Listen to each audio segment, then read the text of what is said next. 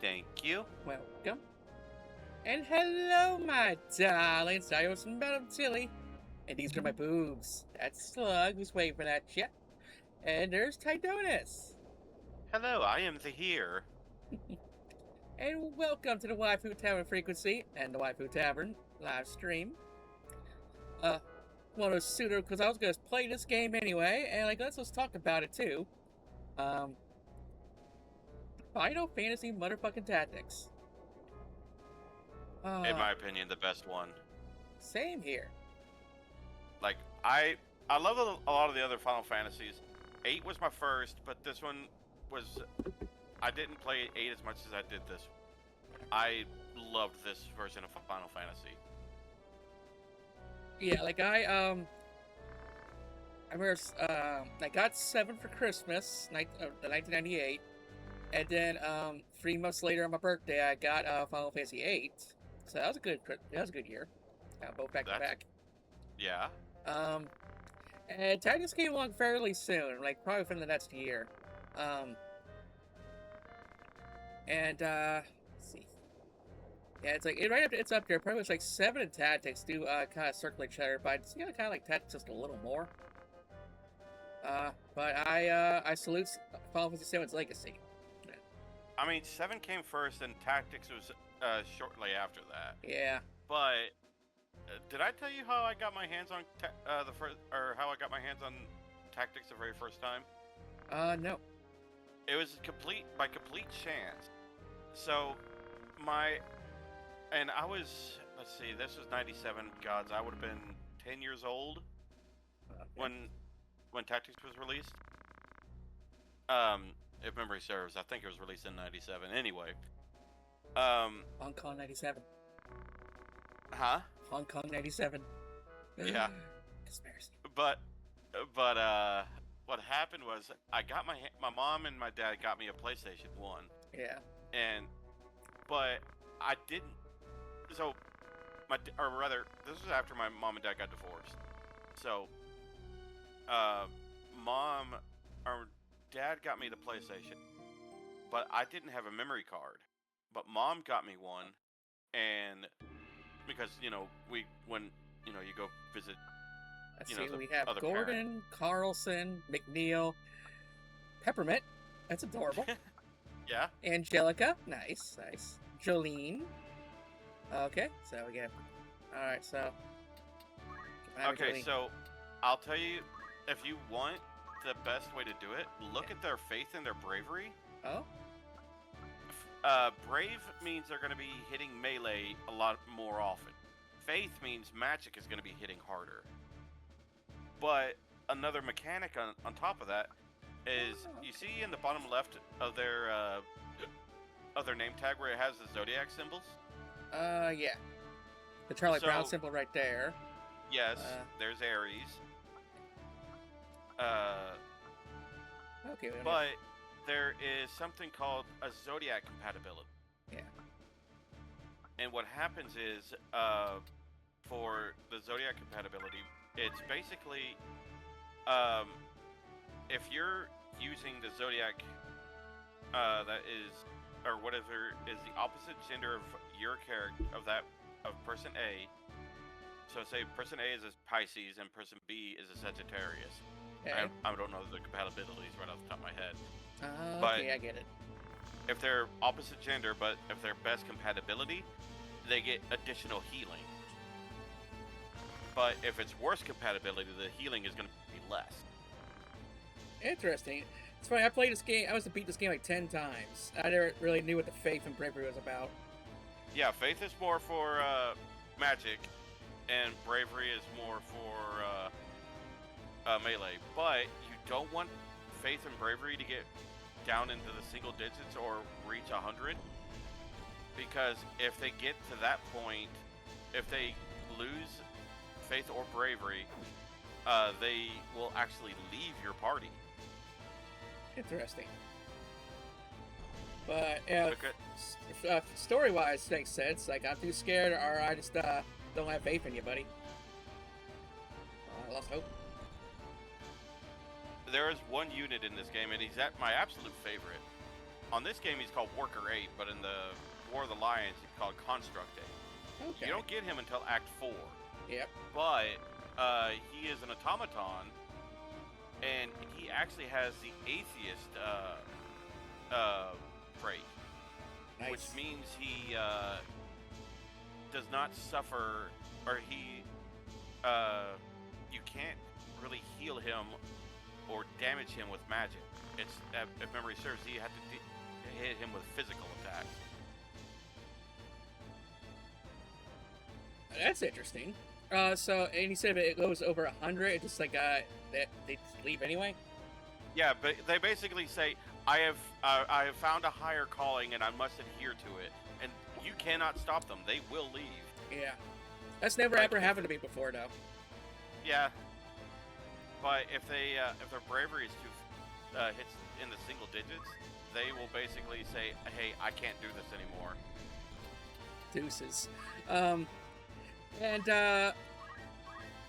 So aside from like getting the mediator and actually cast a spell that affects their brave and faith, is there any way it goes up and down systematically? Because I said that's never happened to me before. Yes, if you there is an ability Ramza actually himself gets. I can't remember which one it was, but you could actually raise their player's bravery up by 1 point permanently. And I know the mediator or the oracle in whichever version you're playing for the audience at home. Frozen at this early level, that's plus. You can, huh? It's always great when you have Frostone at level 1. Oh yeah, it's great. Especially when you can, if you hit, you can actually knock them back a tile. Oh, dude, the Frostone just feels so petty. Like, Oh, I'm getting it's some super damage on you petty. regardless. Like, you're fucking lucky I Like- can't step one more square, buddy. Eat this. It's like, I can't reach you, I can't hit you with my sword. But you know what I'm going to do? I'm going to pick up this rock and I'm going to throw it at you. But, yeah, the oracles or mediators, they can actually lower a enemy or an ally's faith or bravery almost to nothing. Like, in combat, if you get your bravery down to 5, the avatar will actually change it to a chicken. Yeah, I remember that, because I remember that was like a broken ability of Beowulf. Yes, Beowulf would actually do that because he was he was called a Templar, which is basically an oracle Like debuff magic. that used he used his magic through his weapon. Yeah. So, oh man, like But you have to get Beowulf to unlock the other hidden characters in Act 4. yeah. Because if you don't get Beowulf, you don't get anybody. You don't get Worker 8, you don't get Cloud, you don't get Raze.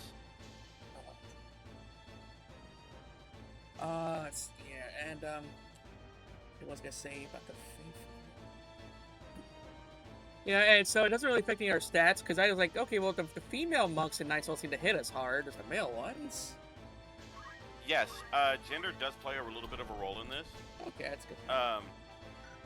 Because I've noticed, like, the men's bravery is higher more often than not, Yeah. and the female's faith is higher. So a lot of people, what they'll do is they'll actually make the women into casters and the men into more melee classes.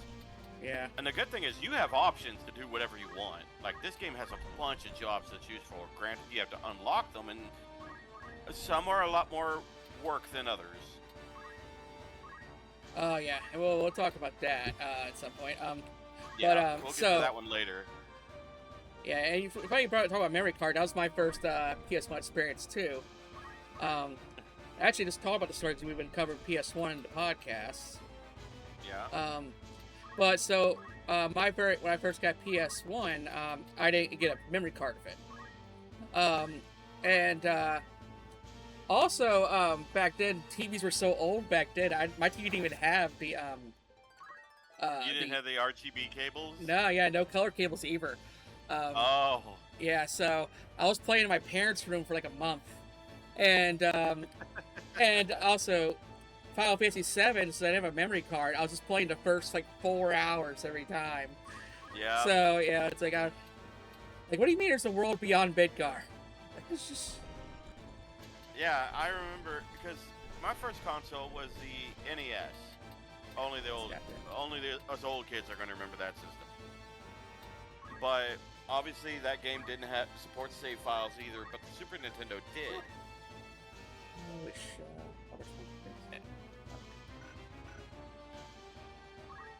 What's that ring? Hold on, let me see what did it say Wish did? Wish.com. I forget what button does it again. It should be whatever it's bound to select. Okay. Or yeah, there we go. Offer. Okay, so basically, it's you're cutting your own HP to heal another person. Yeah. Take some hit points. That's such a D&D move. It really is. It's basically, oh shit, you're about to die. Here, I'm still at full health. Let me hurt myself so that way you can get back up on your feet. But no, that I will say, like,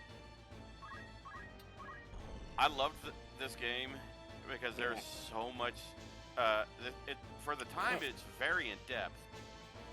Oh, Honor, thank you for the redeems. Anna. And bouncy, bouncy, bouncy, bouncy, bouncy, bouncy, bouncy, bouncy, bouncy, bouncy, bouncy, bouncy, bouncy, bouncy, bouncy, bouncy, bouncy. Bouncy, bouncy, bouncy, bouncy, bouncy, bouncy, bouncy, bouncy, bouncy, bouncy, bouncy, bouncy. That's what you don't get on most podcasts, folks. Tune into the Tavern Tilly channel. Which I'm sorry, I was big gone for about like a week. But no, it's good. It's it's like I just sometimes just tell people just for a short version, like, depression sucks. And also I did end up draining my social battery because I had scheduled like 4 podcasts in a row.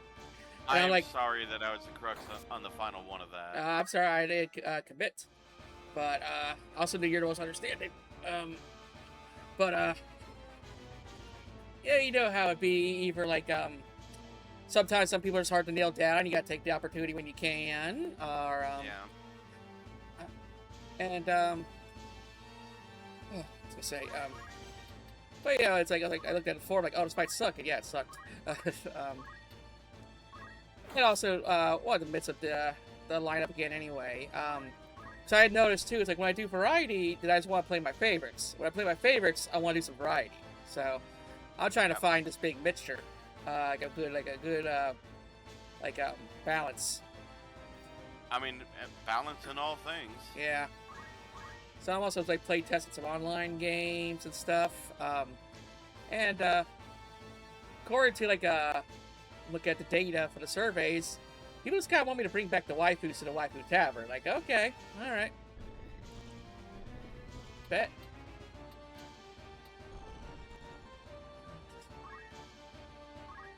But no, like I said, whenever you told me that you felt horrible, I was like, oh, I felt bad whenever I saw you, or whenever I heard you popped into the call. I was like, oh God, I was like, I know she's not feeling the best right now, and I feel bad. You know. But it was definitely your big day too. Like, oh shit, like this can't wait. All right. I still felt bad. Like I wouldn't have been mad if you said, oh hey, I'm gonna take this night off. Yeah. And then the next day I just took like all day to download games. Well, I mean, you're also having to rework on operating well and get everything set up and patched up. Yeah. The views have dropped off too. It's like, okay, back to the old Tilly numbers. Yeah. I had a good couple weeks, but yeah. Man, my luck can be shit sometimes, especially when it comes to technical problems.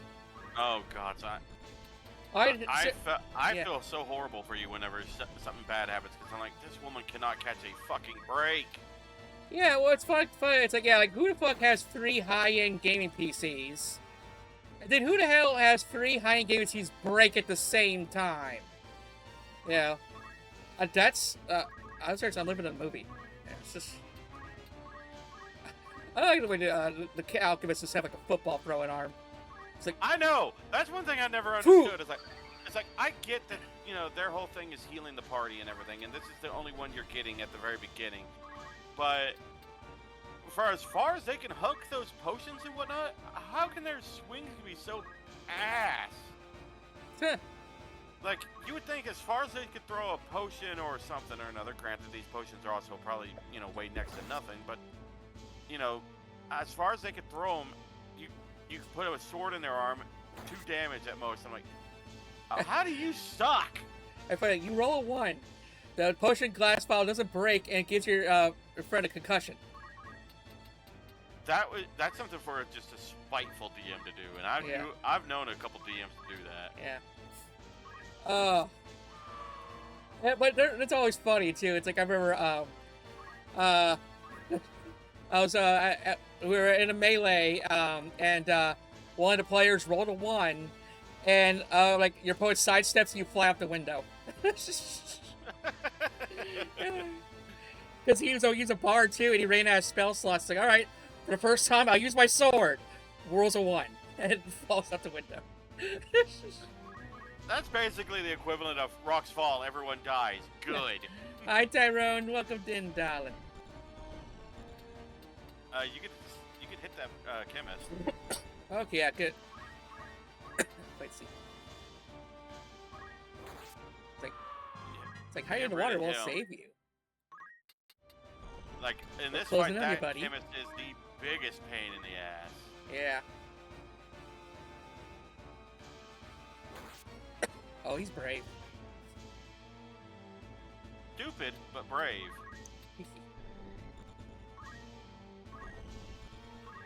Like, here's another bit where, like, because the elevation also matters as well. Like, if you're higher up than your opponent, you're going to do more damage to them with a melee swing. But if you're lower, you're going to do less damage. Okay, so delete a piece of healing. We got this in the bag. But hey, it's XP. Yeah. Yeah, those are job points. Yeah. And them sons of bitches, for some of these classes, is a bitch to get. Yeah. Like in this game, like you often have to, sometimes you just stand around and just beat the shit out of each other just for points. Yeah. I've known a lot of people to actually do that. Oh, yeah. Right. You can kind of call them petty points. But if what you do is you leave one monster alive on the field. We leave one monster alive, lower his bravery, so he runs away, and then just waylay on your party. Damn, 21 damage with a dash. Yeah. You monster. I remember in Final Fantasy VIII, I don't know if this is true, but it started the, what was it, wait, what's the word, like, not wish, but basically, it started saying where, like, oh, the last person who gives the final blow gets the most XP. Yes, that was actually true. Whoever gets the final blow on 8 actually got, everybody got XP, but the one who got the killing blow got a bonus amount. Okay. Like, it wasn't a lot. Mithril died. It might have been. Yes, that's actually a pretty decent little dagger. Oh yeah, you like your Mithril in tactics. Well, the bad thing is Mithril gear gets replaced so fast. Alquist throws the Phoenix down Fetter and just catches the wind and Fetter blows away. Fuck. They just tie it to a rock. It's like, listen, they're knocked out already. What's the worst that's gonna happen? Okay. Now, pro tip about tactics, save after every single battle. Yes. After every battle, I don't care if you know the next fight that you're going into, save. Because there could be always that one time when the AI decides to do something smart. Yep. And then you're fucked. Oh, yeah.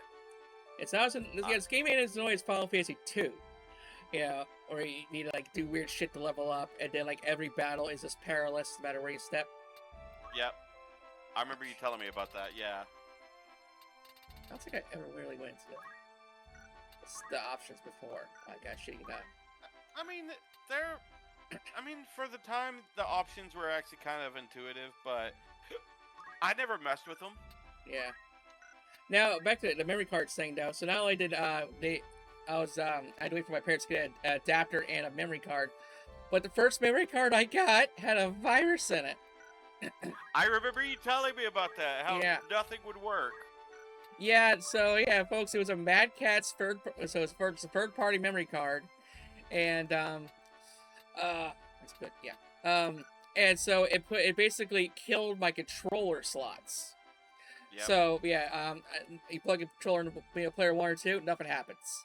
You know, all I can do is put in a disc and just watch the opening cutscene. You know, just watch that Metal Gear. You know, even though you could watch DVDs on them, that was PS1. DVDs were not common at the time. No, PS1 couldn't play DVDs. Oh fuck yeah, you're right. That's PS2. Yeah. I'm thinking like music CDs. Those there, I knew it could play.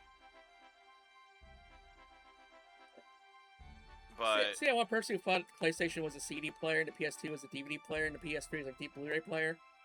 Didn't know they played games. I guarantee there were people that had them just for that. I guarantee it. Anyways, and then so with the bravery and faith, it's like just some places I never noticed back in the day because I was kind of the dumb. Like Final Fantasy VIII is a perfect example. I didn't even know it was a different type of RPG. Like I actually never fucked with the junction system. I played through that game several times. On my first playthrough, I didn't fuck with the junction system. I didn't fuck with it until I was older. Yeah. I was like, and then I started getting, some of the, started doing with the junction. I was like, this is fucking way easier. Yeah, so it's like, cause I would just always just like, I can't be bothered with numbers, auto assign. So, it would just auto it. And I would try to play and level grind like a normal Final Fantasy. It's like, some of these guys will start getting these, fucking, easier. Weird. But, I didn't know, like, some people were like, oh man, that game I didn't even have to fucking grind. You basically overpower your stats. And you gotta make sure you don't want to level up because then the enemies level up and it's just not as fun. I'm like, what the fuck is this? The story enemies are set. Yeah, so it's like, I didn't even know about this shit. I literally was trying to play it like a regular RPG. Yep. Yeah. Because it was kind of like my third RPG ever, too, so I didn't know. I still remember grinding out levels in the island closest to hell. Yeah. And, like, I was max level, like, all my squad was level 99, and everybody was, high end, and, online. Fucking,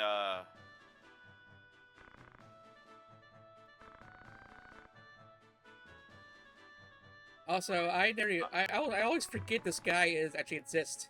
He's not even in the game, yeah. Professor Dollar. Yeah, he was made just for this game, and he's the quote unquote narrator. Ah.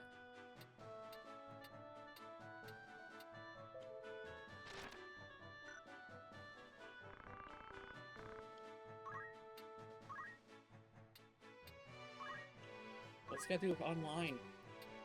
I think when they mean online is like how a build comes online.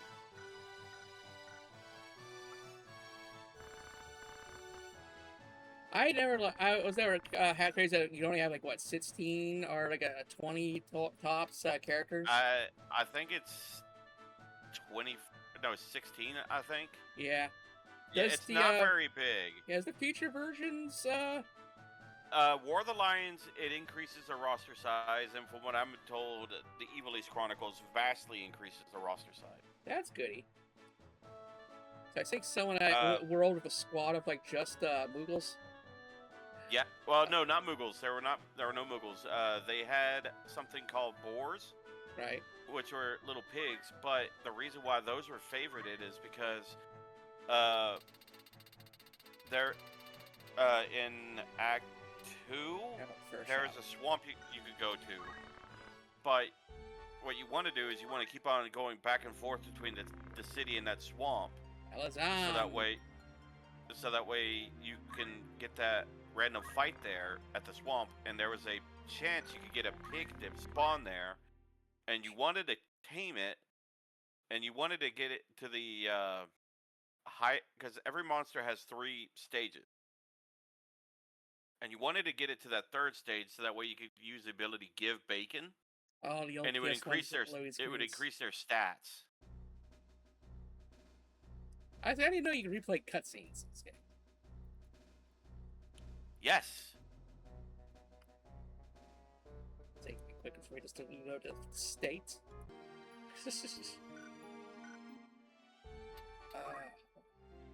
But yeah, you could replay stories. They give explanations of all the main characters in the story. They have Larg. This is Duke Larg, yep. sad some of these characters you don't really get too involved with. It would be cool if we got them more spam. Shit, you guys realize the 50-year war is like just untouched money. Like, make that shit, yeah? Like, okay, so a lot of these characters you don't actually interact with. Yeah, I remember meeting him. Yep, he is only mentioned. But like you see cutscenes with Duke Larg and Duke Cortana. But no, actually that was Duke Larg you do interact with Ramza, though very, very brief. Yeah. But Ramza never sees Duke Cortana. I mean, there's a lot in this that you don't see, or that Ramza himself doesn't see, and he gets secondhand. And I remember learning about the creation for this, and the creator, I forget his name for the life of me now. I'm gonna have to look that up because it's gonna bother me if I don't. Yeah, it's like because with the limited like character slots, it's like at least back then you always had a choice. You either want an OG original craftable team, or do you want all the special characters? Yes. You couldn't fit all the entirety of both. Yeah. Yeah. Yatsumi Matsuno. So Matsuno, what he did in the story process of making this, he had a big whiteboard, and it was like Ramza was in the middle, and they had branch offs to different ones, and one of them I don't know who it was, but it from one character to another, the only descriptor or the only tie-in was this character does not like this one very much. Like, he went into like very big detail about it. But also, it's like Ramza gets certain abilities that the others don't. Yes, Ramza, because he's the main character, he gets Yell, Wish. Yeah, Accumulate being the best one. Yeah, but you get Accumulate first. Yes, that can actually raise Well, throw Stone and then Accumulate. Yeah. I mean, anybody can learn throw Stone. It's basically pick up rock, yeet. Yeah, because you want to do some range damage. Learn. But yeah, so yeah, you use a job, and suddenly you get the job points, and then you can distribute them. Yep. But yeah, definitely get throw Stone, then get Accumulate. And so you have 4 pages. You have your normal ability, your reaction. The next one, definitely get counterattack early on. Counterattack goes good. Then you have equiptables. Gain GP up. That was pretty handy. That one was really good. But it would take up another slot like that for a more superior skill. But it's the best way to level up your job points. Like a friendly monster. It's now that I'm older, now I know to like experiment more. Yes. And I always say like it's like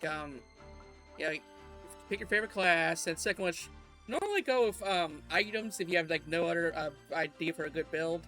And then like always get like counterattack, and especially if you have dual wield. Yes. So yeah, get dual wield and like a movement plus or something. Yeah, get the ninja, get dual wield. Like the one I saw, and this was a busted one, was get monk so that way you can learn unarmed strike. and then make it a ninja. Yeah. Or get a ninja, get dual wield, and then get because monks already have unarmed strike by default. Yeah. So you're punching twice, and them punches fucking hurt, dude. Yeah. Now, auto potion's a good one too. Yeah, definitely up to your pitch. It's very good, but at the same time, it's really well, equipment change has always been free, but with auto potion, after you take damage, you automatically use a potion, but at the same time, excuse me, you could burn through potions really fast by doing that. Yeah, but yeah, at least having an OG potion where yeah, and then they eventually get cheap. And move find item, like that's just so rare you find shit on the map. You know, like you gotta like you have actually to know which map has what. Yeah. Because every map has items that spawn in specific parts of the map. Yeah. Like the volcano at the volcano map at the very top of the volcano.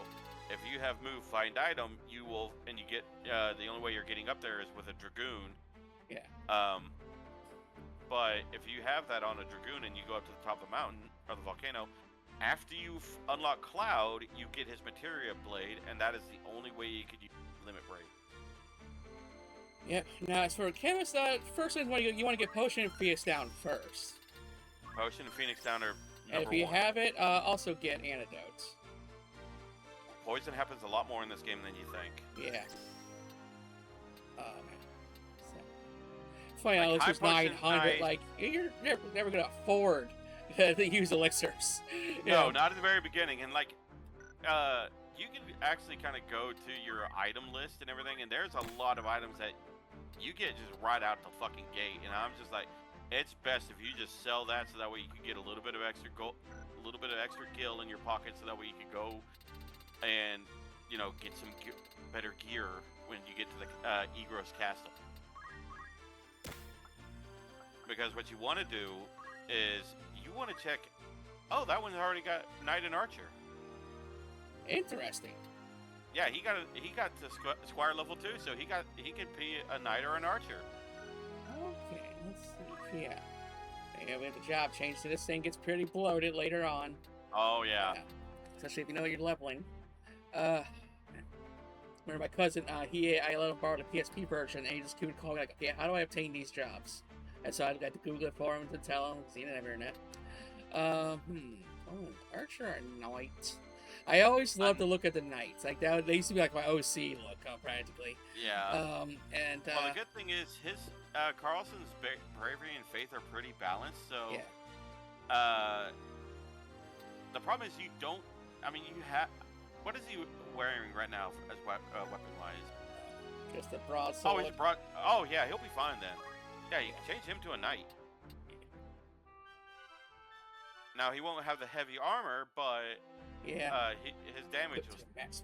It's always kind of neat watching him like transform. Hi, CEO Poser, how are you?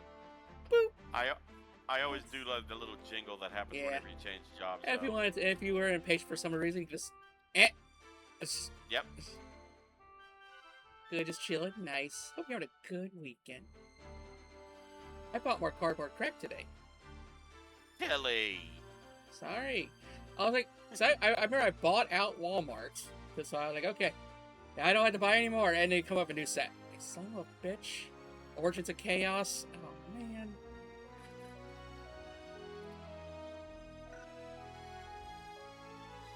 And they're like, what's a booster pack to go with that? Like, sure, I just take the matter. You're just like, oh, just twist my arm, why don't you? Yeah. It's like, we also sell that bots at deluxe size. Like, that's time. It's one of those. It's just one of those moments. Shut up. Stop tempting me. Yeah. Oh man, it's like now, like lately, my YouTube's been getting flooded with just like the Yu-Gi-Oh funny videos, like what just at the modern day Yu-Gi-Oh, like man doesn't even play any hand traps. They're like, okay, I'm gonna load down 5 different cards, and it just goes on and on and on. And then the guy's like, nope, cancel that out with this combo. So it's just like Yu-Gi-Oh's the combo game. Yep, I still remember Oh, you're not gonna learn anything with Knight for a Yeah. little bit. It's like, in charge. I remember watching if the Emperor had a text-to-speech device, and there is a little bit of a thing where, or a kind of a crossover, not really a crossover, but kind of a silly spin-off episode. Yeah. And there was two of them where the Captain General Kipton actually played Yu-Gi-Oh against the Emperor, and then he played again against Zinch. Yeah, and apparently he was supposed to have a third duel. Yeah, in the last episode. So. Yeah, but I did laugh as like when the motherfucking boy dragon. When he dueled against Zinch, Magnus is like, or Zinch is like, I can. It's rare that a human has a cranial capacity to play an intricate game of the mind, and Magnus is like, the only intricate thing about this game is it's banless. And I'm like, you're not wrong, Magnus. You're 100% right. Yeah, it's like, I got his cards. Like, I guess I gotta watch the show more, because I don't know what a fucking pendulum or a synchro or an XYZ or a link summon is. So it's like, I guess I gotta go get more educated. Our friend Yuki could explain that to you a lot better, because he actually knows all that. Let's see.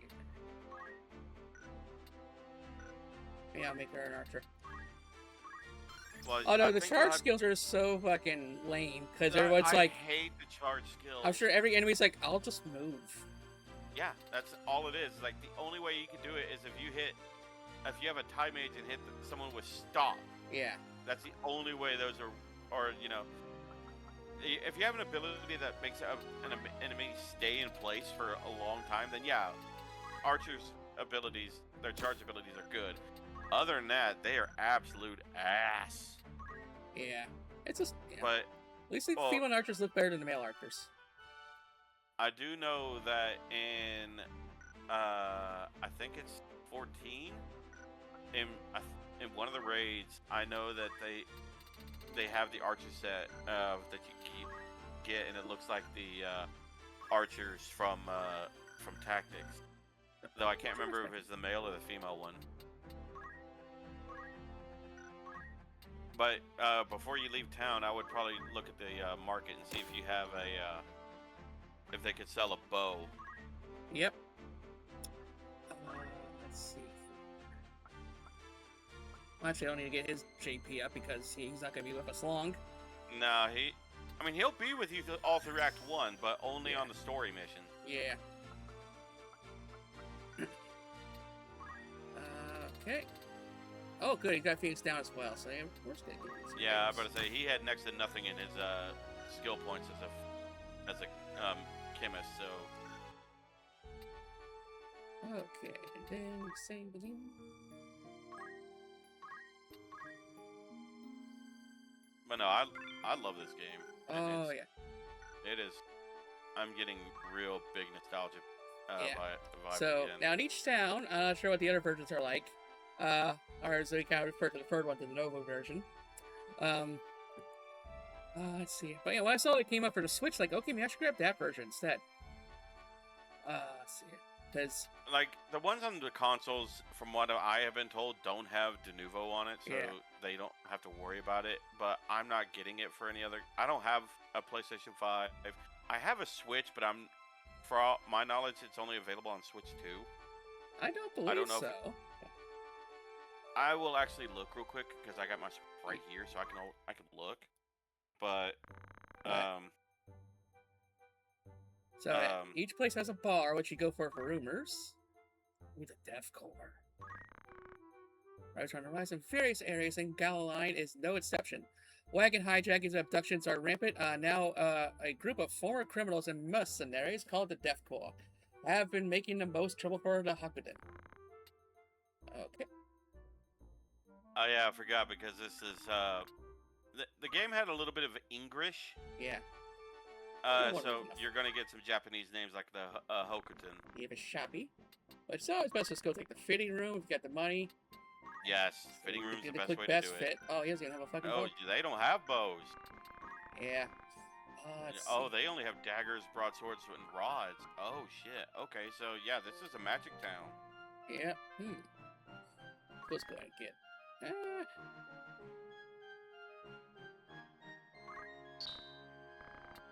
get that, and fitting rooms. Let's see here. So you shouldn't have much for anybody.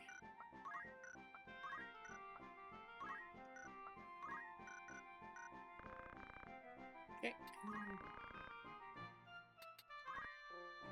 Nice. So that's one deck in case you get a job change. So, and then there's the soldier office. For if you want to hire or teammates. You know, fine. Yep. And it's kind of sexist, but women are cheaper.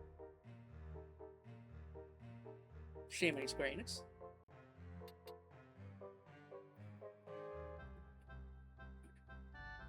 Generally, I usually just hire like one male, one female fighter, and like, hey, welcome aboard the team. But we do technically get two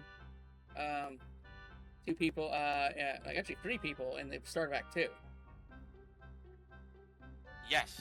So yeah, Alicia. Also, I I just looked. The Evil East Chronicles is not supported on the Switch. Oh shit. So get on that, Square. I will be right back. I need to go potty and I need to go refill my shaker. Same, but be our back screen.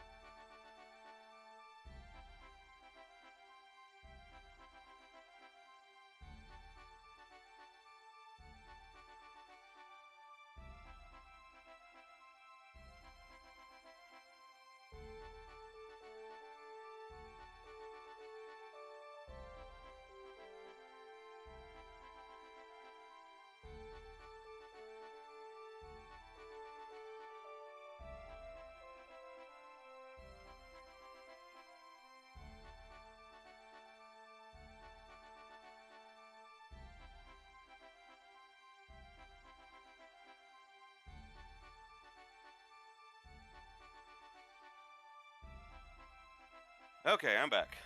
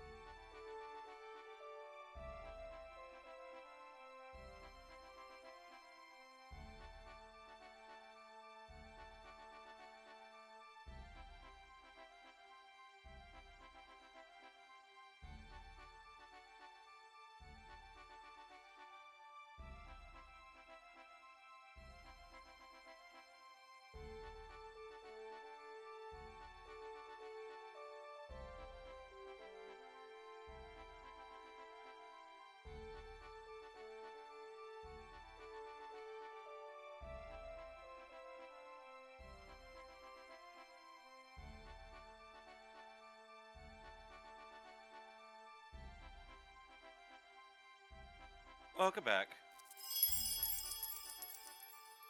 That Slug BR back screen is amazing, ain't it? I love it. Yeah. Like, I love Slug just... Probably my favorite one is the one here just kind of shaking the laptop like, come on.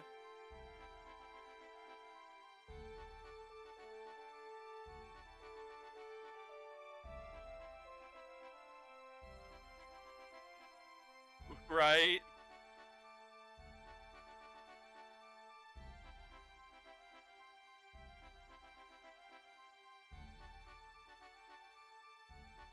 Oh, hell yeah.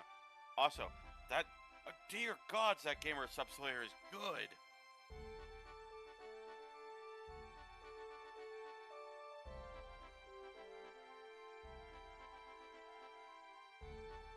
I've never had matcha.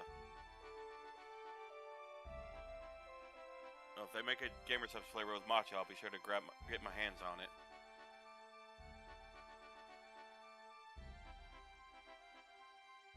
Yeah.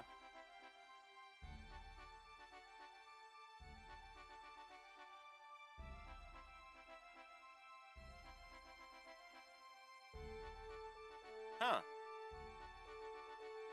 Oh god, I just saw like the static screen where Slug is like looking off to the side, and all of a sudden, red eyes and mouthful of sharp teeth, and I'm like, dear gods, it's horrifying.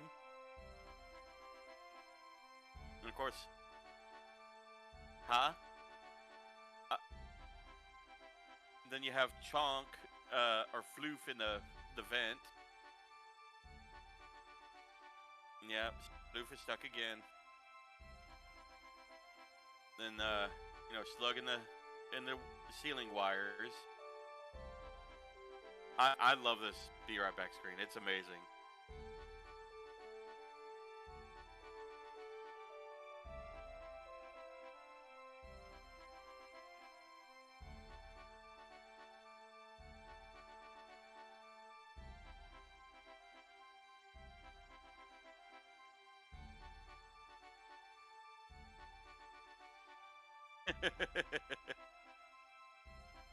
Yeah.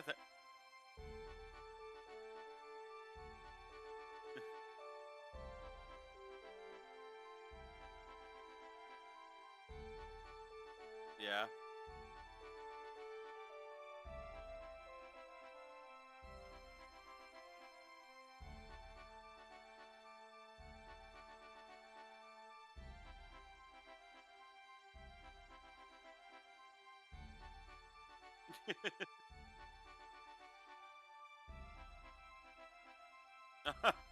Oh gods, I know about Neil the Seal.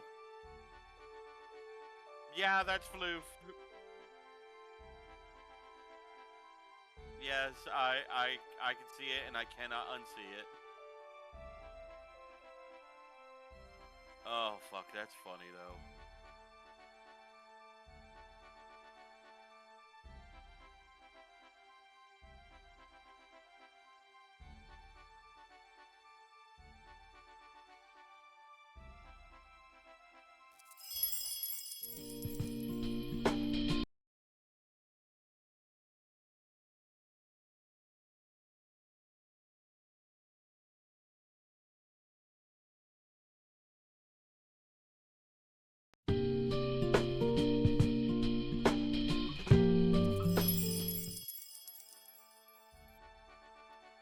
Oh man. Got a fucking Big Daddy long blades in the kitchen. Oh god. Yeah. I'm like, why am I getting invaded by so many different spider species, but they're all the non-poisonous we eat bugs for you kind? It's like, it's like, why are you doing my house? Oh, you got rent? I guess. Yeah, it's weird. What? I mean, my friend Ronnie, she's an arachne VTuber. Yeah. And she loves to torment me about it because she knows I have arachnophobia. Yeah. And I'm just like, I hate it, but I love your model at the same time. Yeah, because normally I wouldn't mind nuking them, but it's like, they eat the bugs. Yeah, they're not poisonous. So it's like, okay, well, if you're not creepy about it, they're respectful. And oh my god, they're being respectful. We got the wood spiders. We got the jumping spiders. Now we got the daddy long legs. Like, I'm fine with spiders as long as I don't see them. If I don't know that they're there, I'm fine with them. Yeah, it's like there's one that waves at me. It's almost adorable, but it's also like just like hi, I'm here. Yeah. That spider waves at you, and you just look at it. It's like, I will throw a Molotov cocktail at your face. Oh man. Now. Oh, that flavor's gonna be dangerous. Like, Chase, no, you can only have caffeine 3 times a day. Those are made to be Fuck broken. that! I can. Fuck that! I need caffeine. It's in my blood. White limestone plains looking at the tusk, also known as the Beast Plains. Now, as the game goes on, there's going to be tons of different maps. But back in the day, my ass was a basic bitch, and only ever just camped the plains. Hey, it's got a lot of biodiversity for beasts in it, especially later on. Yeah, because it's kind of like the most simplest one, because there's only like 3-4 enemy types that go there, because, you know, that thing was kind of ties to, like, make sure you save every battle, saying, because, you got so many different enemy types that will fuck your shit up with the stats effects. Yeah. But here, it's nice and simple. And they level up with you. For the most part, anyway. So you never have to, like, feel like you outgrown an area. You outgrow the stores, but they don't level up with you, but, Well, they will eventually start stocking in items of better and better quality. Mm-hmm. Yeah, but, yeah, it takes a little bit. Like, you have to progress the story to unlock those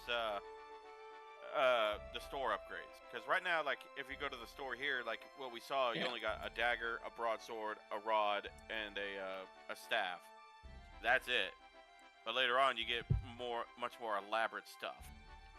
Yeah, because this game's broken into 4 acts. And every store is updated at every act.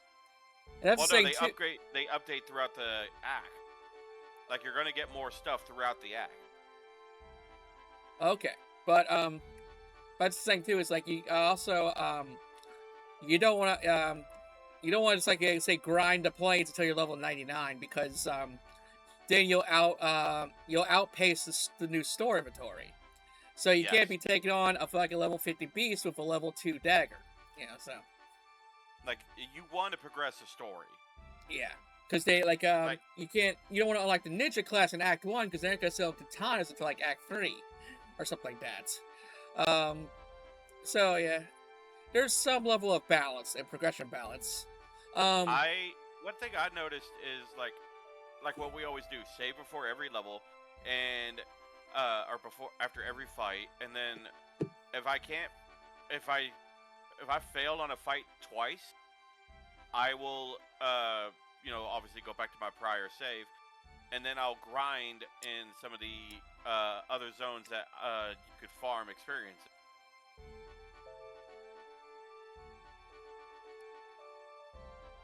So that's good. Save Brave Sword. Who's the Wizard Eminence? No, fine. I don't see it pop up. Oh, I totally forgot that's the thing too. We got like your injured and casualties. Yes, okay. So that actually came in very helpful in War of the Lions, because they added the Dark Knight class. Mm-hmm. So the way to get the Dark Knight class is you had to Master Knight, Master Black Mage, and get to level 8 in like a lot of the end game classes. So like Ninja, Samurai, Time Mage, and I think Mediator. I can't remember what the classes were. Or no, it was the 3 physical classes. So Geomancer, Dragoon, Samurai, and Ninja. You had to get level 8 in those. And on top of that, you had to crystallize. You had to kill 20 enemies. Now, when someone goes down in this, they have a countdown for how many turns they have before you can lose that character forever. Yeah. what you wanted to do is you wanted to not end the fight as fast as possible. You wanted to make sure they would turn into a crystal, so you'd have to wait the 3 turns and hope they don't get revived. Yeah. And if as soon as they became a crystal or a treasure chest, that would count for one of your 20 kills you had to get for a Dark Knight. But once you got them, they were a very strong class, but apparently the only way to get their best gear was in the online multiplayer. No online fucking multiplayer? In War of the Lions, yes. How did that work? They had melee and rendezvous. Melee Okay. was just PvP, just straight up PvP, and rendezvous was you work with another player in a PvE match, basically against bosses. Very cool. But sadly, when I got my copy, I got it on the Vita, and so the servers were basically already shut down. Now, I don't know if they got brought back or made new servers for the iOS and Android version, what they did for the 25th anniversary for this game. Yeah. Or the 20th anniversary. But I know in one of the mods that, and I have this mod on my version on my PC for War of the Lions. What they did is, the creator of this mod did, he made it where they streamlined a lot of things, so every class comes with JP up by default. Yeah. And they also have item find.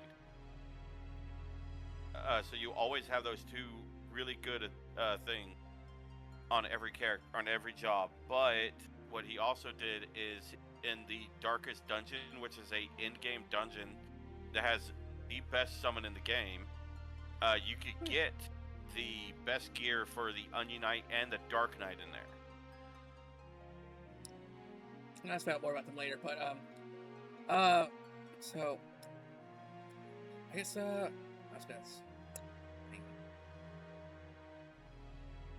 let's talk about some characters first. Where's Zalbag? I actually kind of like Zalbag. I always thought he got a bad deal. I felt so bad for Zalbag. Yeah. He was one of my favorite characters, dude. When you're trying to do something good in this story, you know?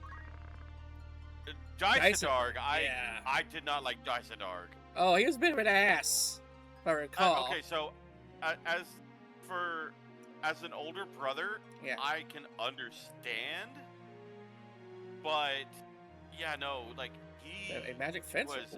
was. That should be a Yeah. really good class. Yeah, that would have been cool. Prince Larg, the White Lion, and Goltana, the Black Lion. We don't really meet him much. Ramza does not meet him, though a character that eventually joins up with Ramza actually worked for him. I don't really talk to her either. For her, that is the only time you will ever see that sprite, is right there. Oh, hey, boy. Oh, that's weird. It just Yep. the sprite popped up. Okay. Oh, so we Same read about thing this for and I unlocked Arrhenius. another one. Nice. Same thing for Arrhenius, you never see him, or Omdalia. You never see that sprite either.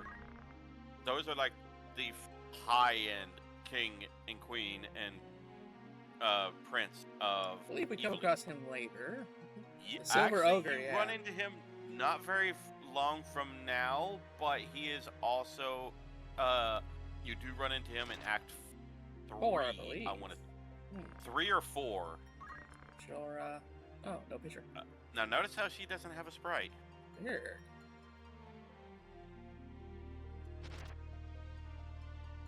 Or he, sorry. But yeah, Ajora does not have a sprite. Okay, so this is one of the names that got changed in the War of the Lions remake. It's not Tita, it's Tetra. Okay. But yeah, that's Delita's little sister.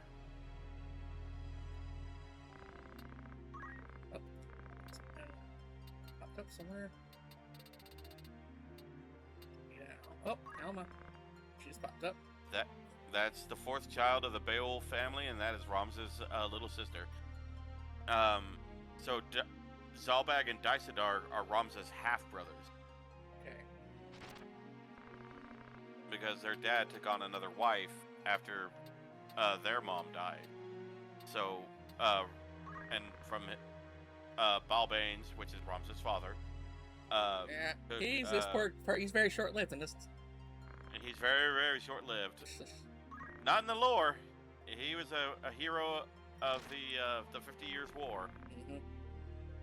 Okay. But yeah, he took on another wife, and that is where Ramza and Alma come from. Like, I love how well Matsuno developed this version of Eagerly. Now, also in the acts too, there's 4 acts, which I think are all well structured. So when we get to the 4th one, which ends up being longer than the first 3 acts combined.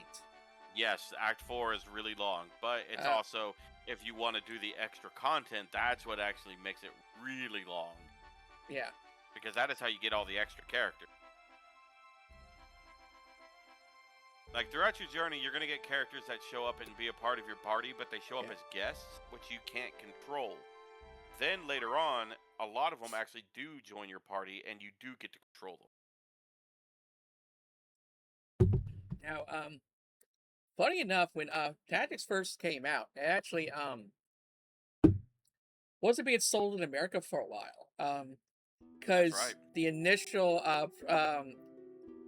feeling was that, oh, this game's too fucking hard. Because I think it's one of the very first tactical RPGs to come out in America.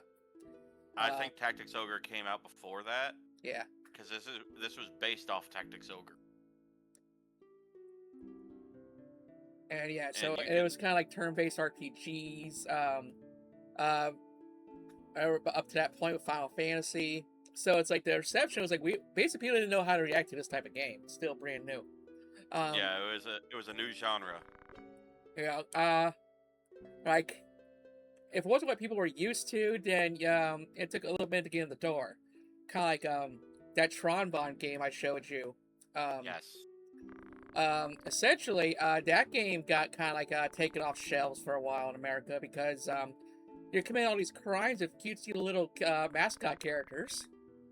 I know, and just like, at the time, it's like it was very black and white. Like you gotta be like the charming hero taking on the evil.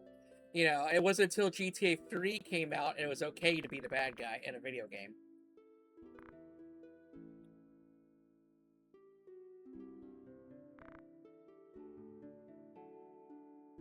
But yeah, it's just hot damn. Like, looking back at this now, after so long, yeah, it's this.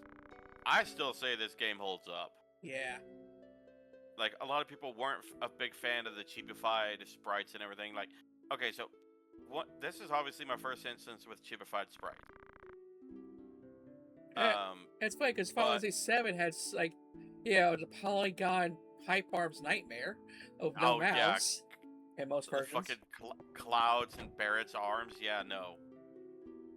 But the next instance I have with cheapified sprites was in Pokemon Brilliant Diamond. Yeah. And I hated it. Good God.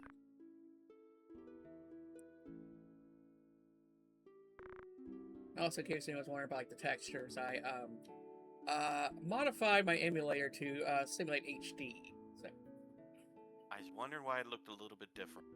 Yeah, so if some things pop up or look a little more smoothed out, but it's funny, like people are like, "Are you gonna buy Metroid Prime Remastered?" Like, no, I just played Metroid Prime on an HDF5 emulator. There you go, free. Yeah, because I'm looking at the blanket on Balbane, like the very top of it, like that one square where his chest is. It's like really bright compared to the rest of the trim on the blanket. Smooth. You can also tell like the portrait squares on the dialogue boxes there. Yes, they're crisp and right at perfect 90-degree angles and whatnot. Like, I was like, okay, something. I didn't realize it. Like, you could really see it on the bottom right corner of Ramza's sprite. Yeah, so apparently they weren't using transparent PNGs. Back then with the head shots.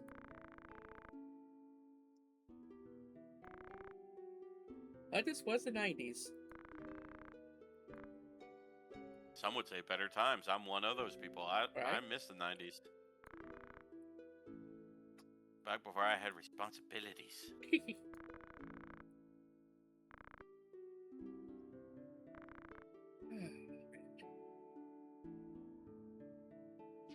I feel bad for Ramza because, like, without Daddy around, it's the rest of the family, can get at him. Yeah. Like, I will say, Zalbag did try to be a good big brother for him. Yeah. And Zalbag actually did look out for Ramza. Yeah. Dysadark did too, to an extent. But with their father dying, Dysadark basically had to, wear the bad guy cloak. Yeah.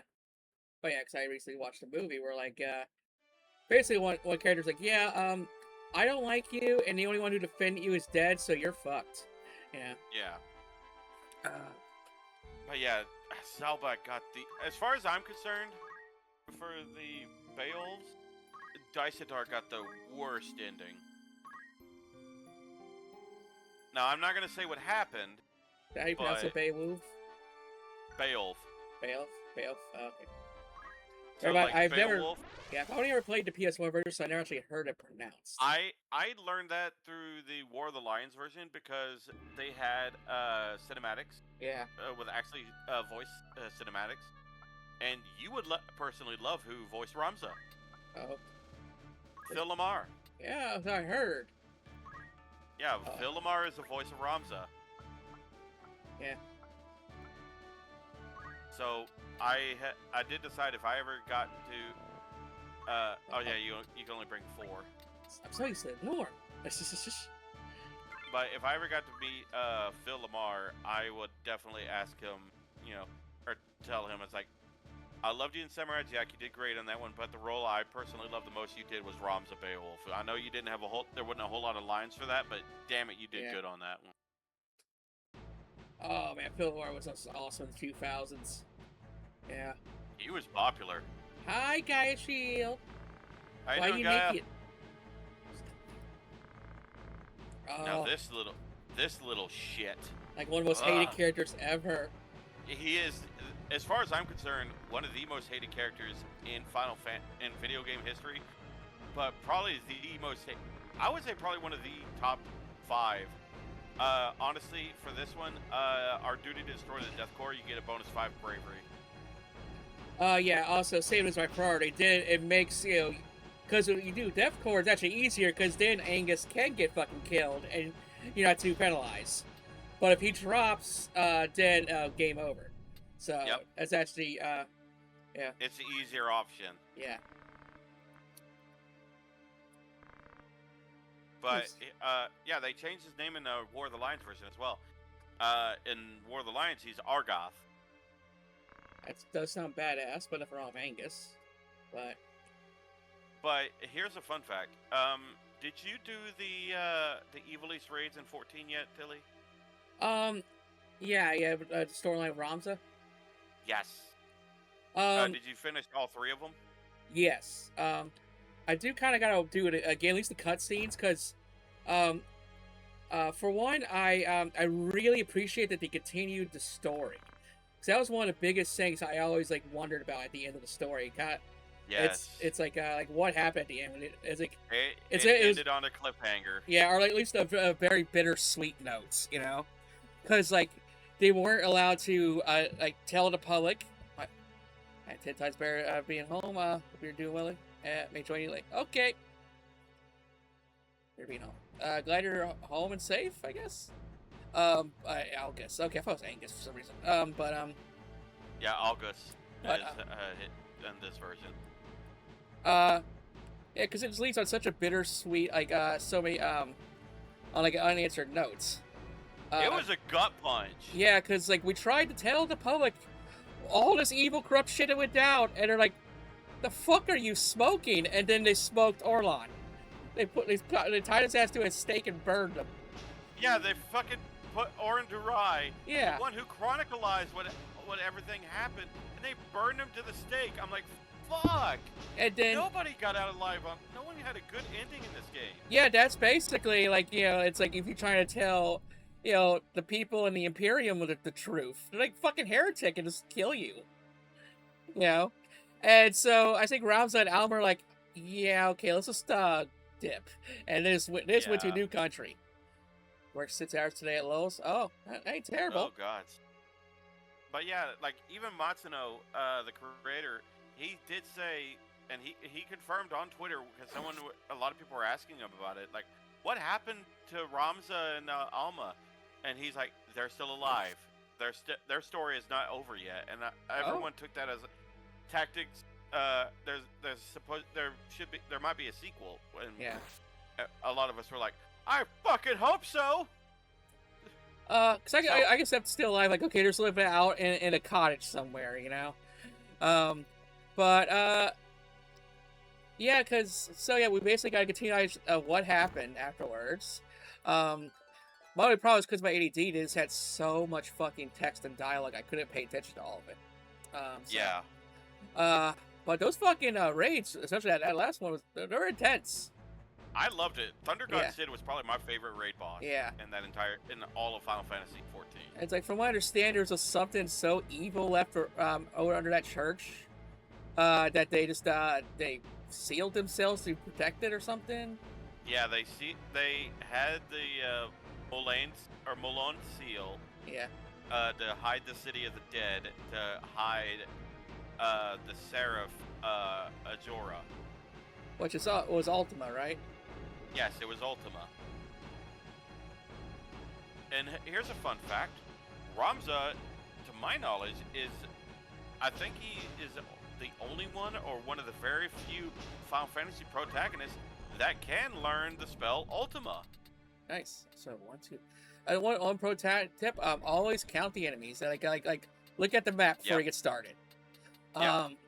So now there is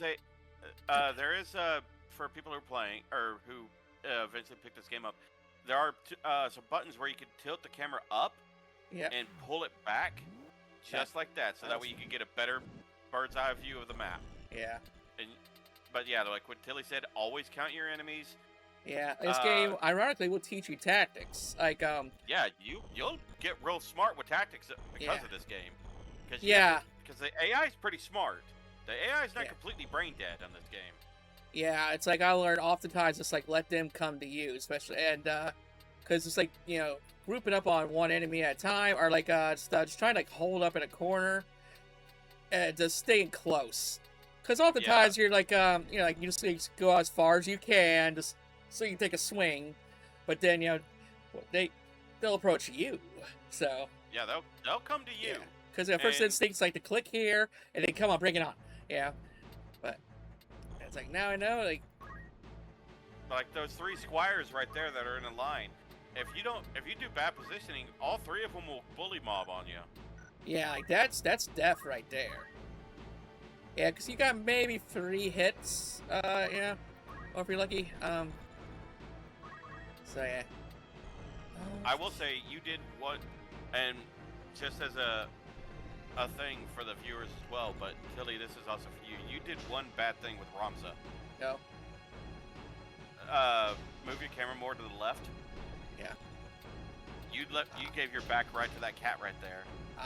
Okay. Yeah, I didn't see that. I think I was more focused on that. Yeah, you were. Because if I had gone full fort out here, then I would have gotten surrounded and probably murdered. And also, for this game, use the terrain to your advantage. Yes. If you can, put your back against the wall. Yeah. Because that's kind of like what I did here. Is I took cover, but. Yeah, because as bad as it sounds, back shots hurt worse in this game than getting hit full front or onto the side. They have a higher chance to crit. Yeah. And also, if you look at the top right, you see your height counter there. Yep. So. You are 4 height. This is just. That comes in great with the arithmetic or the. Now. I can't remember what they're called in the original game, but in War of the Lions, they're called the arithmetic. Yeah. That class is broken. Oh yeah, the calculator. I never could figure it out how to work. It's kind of like figuring out algorithms. Like, just keep posting, you'll get something right. But like get like an arithmetic or like or we call them calculators. Yeah, I always get one calculator, which Yeah, because like my team, I think oftentimes my team would be like Ramza would be for like a squire or knight. But I would end up having like usually like a knight, a samurai, a monk, and like a calculator. I was about to say, you were real melee heavy, weren't you? Oh yeah, it was very simple back then. I didn't really oh yeah, I was always kind of it doesn't matter what JRPG. I was always hitting the basic attack button. I didn't get into like strategy type builds, especially if it worked. You know, just keep hitting the attack button. I seem to get killing everything. You know, uh, this was extremely obvious. Like, oh, hit the ice monster at fire. So I was, like I said, I was very blonde back then. Like I didn't bother junction systems. Uh, so I would often just like be like, so then like everyone like I would get them like move +2 and like counterattack with dual wielding. So so yeah, it would work though, but I'm gonna try it for more variety now that I'm mature. Now, luckily, now with tactics here, so I did make a mistake with Ramza. My saving grace is that I'm only in range of one enemy and he's full health, so I can tank a hit. Also, Yes. I can position right now some of my characters to cover and to help them out. You know, it's like right now with Gordon here, like I'm tempted to like also go after this guy because he's, he's just one hit away from death. You know, like oh that's a sweet asset right there. Yep. It's like and do one I want to? thing as well, Yeah. never underestimate an enemy in this game. Never. Because like you could go like Tilly, that squire that's almost dead. Can you bring up his stats? Okay.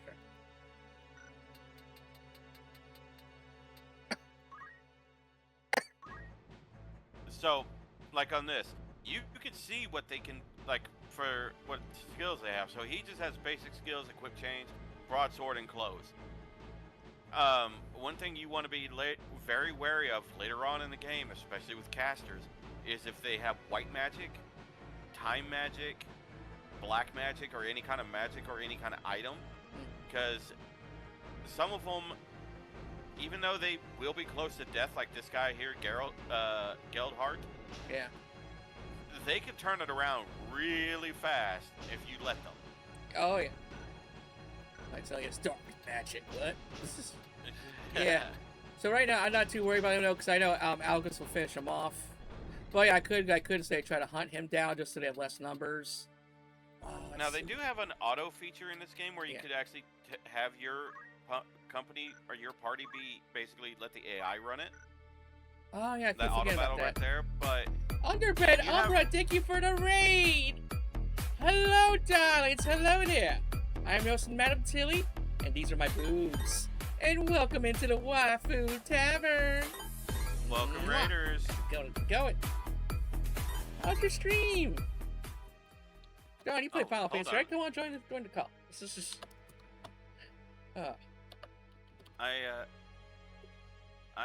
Kingdom Hearts, nice. Also a Square Enix property. I was just about to do that. I was about to say I'm slacking on my job as a mod. Say hi to her quick. I'm gonna go take some medicine. Yeah. But how are you doing, Umbra? How'd your stream go? Oh, dude, oh fuck, OBS crashing sucks ass, dude. My heart goes out to you. It's never fun whenever that happens. But did you have a good time? What all did you do in Kingdom Hearts? Granted, I know nothing about the game other than it's Disney with Square Enix characters. Well, at least the first one was. Then after that, they dropped it, like the Final Fantasy characters. But what did you do in your stream when you were playing?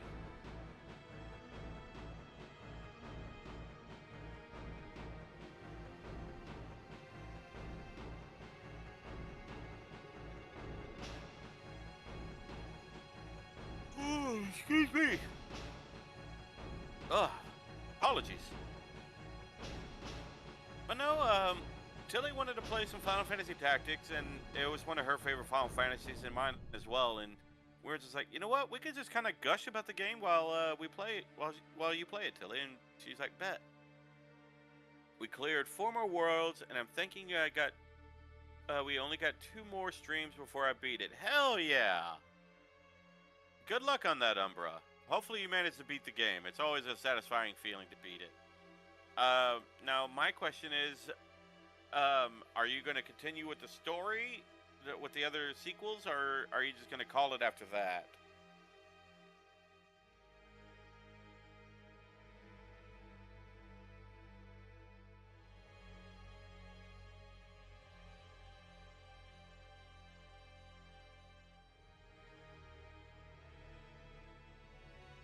But hopefully everybody, let's see, I beat it several times over, and I'm playing it through to kick off a whole series playthrough.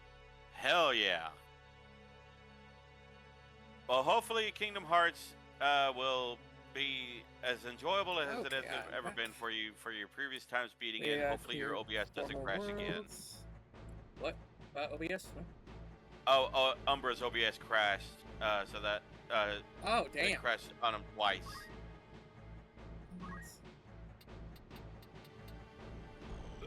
But they're wanting to do it.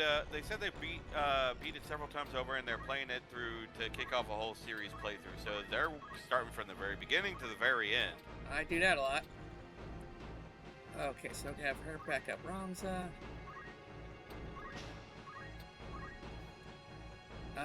What caused it? It's my favorite series ever. Nice. Well, I know I'm going to do a Kingdom Hearts retrospective with.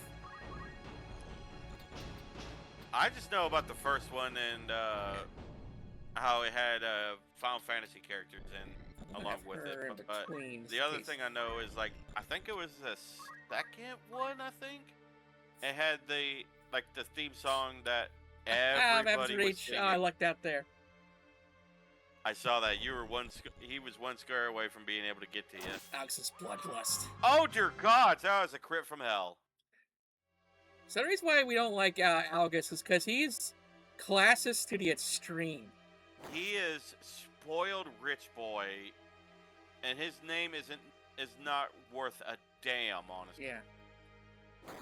Oh, the one problem with Kingdom Hearts right now is because I'm trying to get do mostly game star and female characters, so it's gonna take it. Unless I check Sora's a boy, so let's see. I can absolutely break down the series to anyone who needs help. Now, there you go. There's for your retrospective. Yeah. Well, like I said, I don't know when I would get around to playing it now. Yeah. Because I'm semi-sexist now. That's just But now see, this is a common tactic here. We're like the leader is basically debates. Like, this is what happens to someone when you do move forward ahead of everyone else. Because then you can then meet them, and usually 2-on-1, or if you're lucky 3, or they're on lucky 4-on-1. Also, if you're surrounded on all 4 sides, they're not allowed to move. Yeah, they cannot move. Diagonals don't fucking count. But that's the meanest way to bully someone. Yeah. Oh, that's right, there is Aqua. Yeah. Remember we all thought Kingdom Hearts Birth by Sleep was going to be the third game.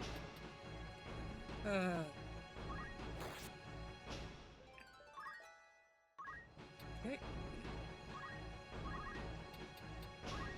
Yep, so now yeah, that squire that Tilly's surrounding, he can only go to his right. Yeah. Fortunately, this is a game where we can leave the fret range. Girl, Kingdom Hearts 2 in the third.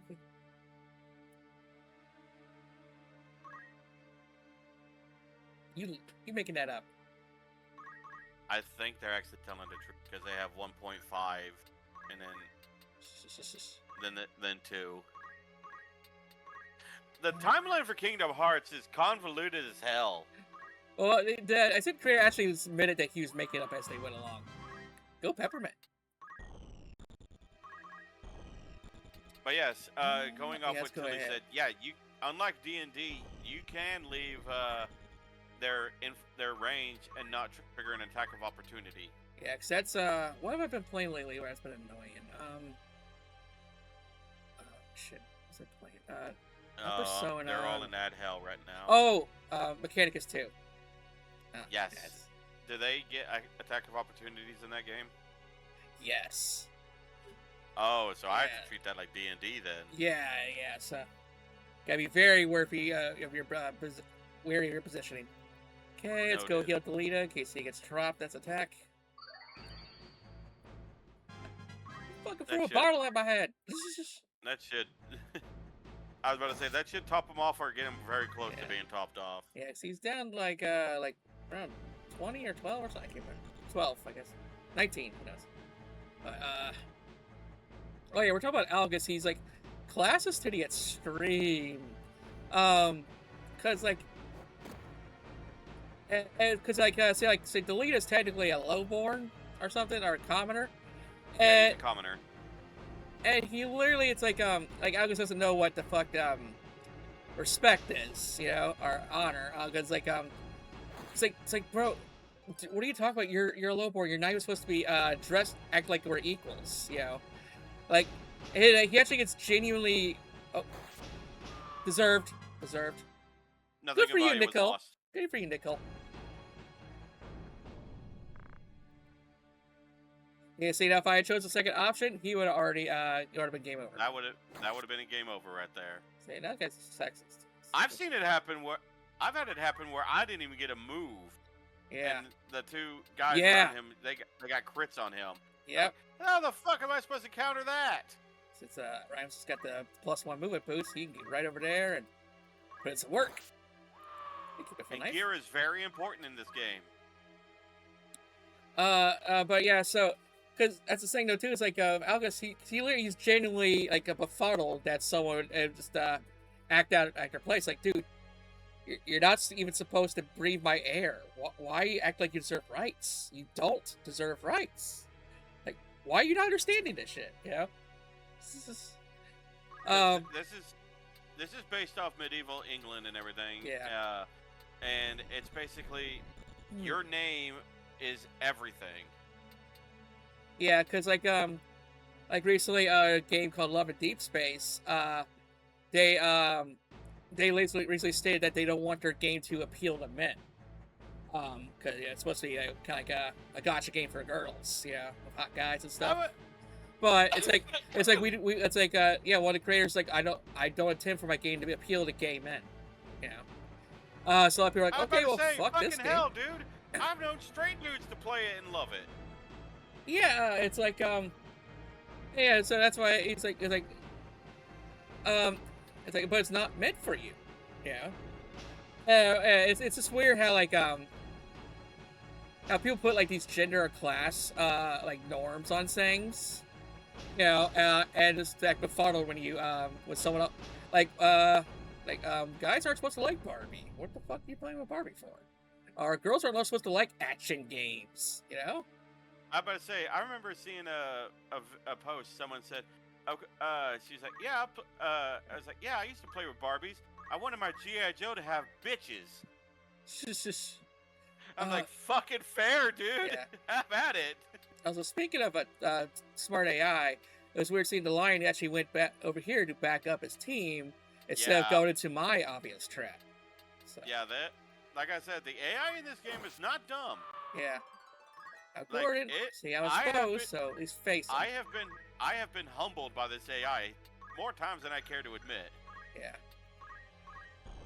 Okay. I'm about to say you can get right Actually, next to that other yeah. one. So she can't get surrounded, so I can only get attacked on the front. So. Ooh, and crit too. Good go, yep. Good go, girl. And whenever you hear that ching, yeah, there's your crit.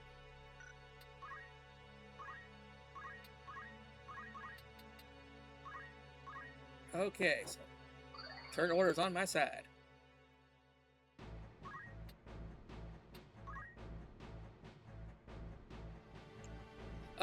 But yeah, so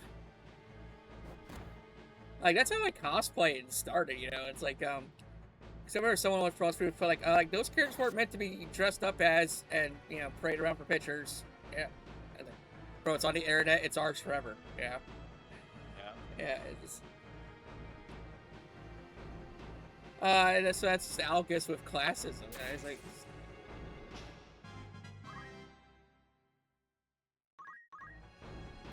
But yeah, no, like He's probably a socialist. This is... Well, he's banking on, you know, knowing his name carrying weight. Yeah.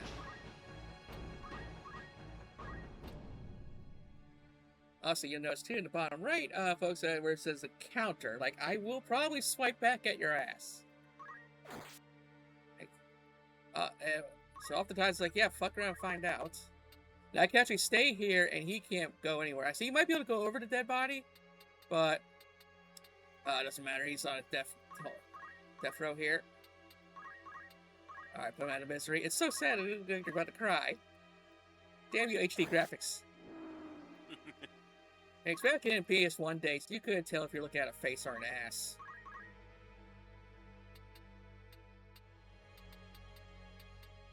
But yeah, now here's one fun thing. There is a class that you can unlock if you go down the archer route. Yeah. And it's the thief class. They have a Hi, Chibi Raiju.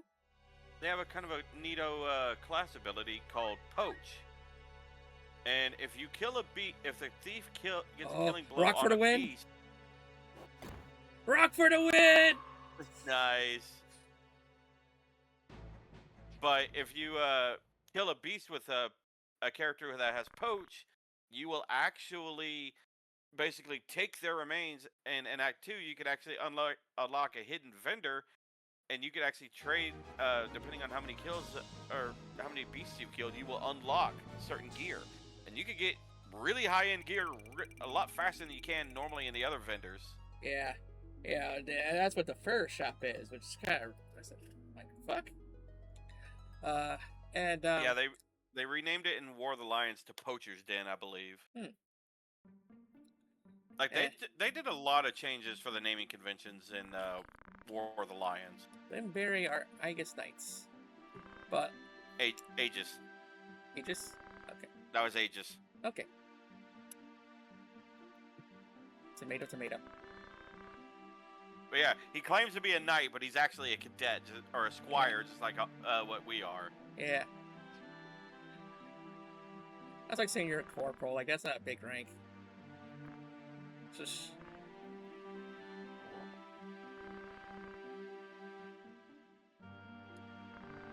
Now, I always thought that was Marquis. I didn't know that was Marquis. Oh, it's French. Yeah. Yeah, like everyone calls the teacher from FF8 Quizzicis, but no, it's Quizzicis. I thought it was Quistis. Everyone in their fucking minds, moms say it, but no, it's actually pronounced Quizzicis. It's French. Today I learned. Yeah. Kill it if you don't act fast.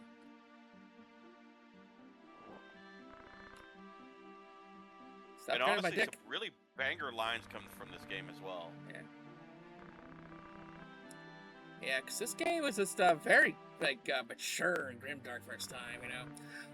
Really was. Like, yeah. A lot of the Final Fantasy games is basically you versus God. Yeah. This is you versus man. It's like man versus God. This game is man versus man. Like, this is basically kind of like if Full Metal Alchemist was a medieval anime. More or less. And it's like I remember playing Tactics Advance for the first time, and kind of just groaning at the fucking at the start. And I realized it's like the first battle of both games really sets the tone. It really does. In Tactics 1 original, you're murdering people on the steps of a church. And then Advanced, it's a snowball kids fight.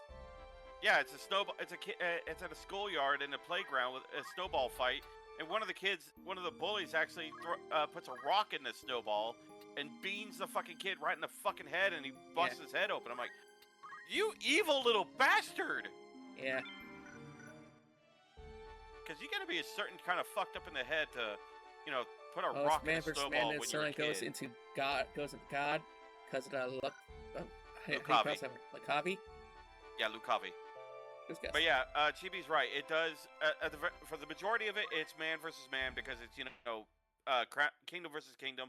And then, faith gets dragged in along with it. And then the real enemy, the Lucavi starts showing up. And then you learn about, the second, I guess, the second plot of the game. Yeah. I know a lot of the mainline Final Fantasies did that, where like you started on track A, which is kind of like we just gotta stop the big bad, and then a eviler force just comes in, usually in Act 2 or sometimes in Act 3, And now it's all about world-ending god tier shit. You know, like Final Fantasy VII, we gotta stop the evil corporation. Suddenly Sephiroth. You know, in Final Fantasy VIII, we gotta stop the other army. Suddenly time-bending goddesses, like sorceresses. You know, in Final Fantasy IX, we're taking down the corrupt queen. Suddenly, alien invading Kuja. With death gods. And it's like Final Fantasy X, we gotta go on a quest to stop sin. Suddenly, corrupt church. So yeah, it's who was Nine's big bad? It was Kuja. Also, yeah. For some reason, my mind went to Kefka. Yeah, he's 6. I was like, he was 6. But yeah. So evil, mechanized empire. Suddenly, madman, mechatech mage. Kefka. Yeah.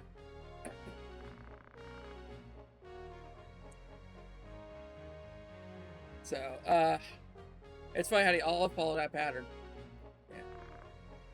Well, I mean, it makes for some of the more simple but better stories. Yeah. Kuja was Nine's big bad. Necron was literally just a concept at the end. But Kuja was the spearhead fruit. Yeah.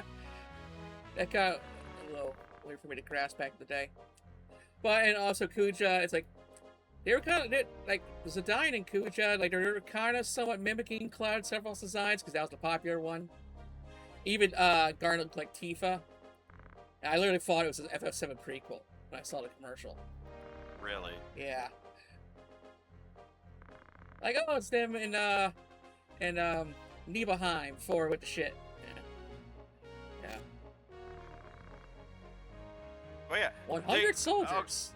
So a demand like that is, back in the day, is seen as outrageous. Yeah. Like, who are you to demand 100 of my finest men? It's like, damn, Algus, you're really pent up, aren't you, Uwu?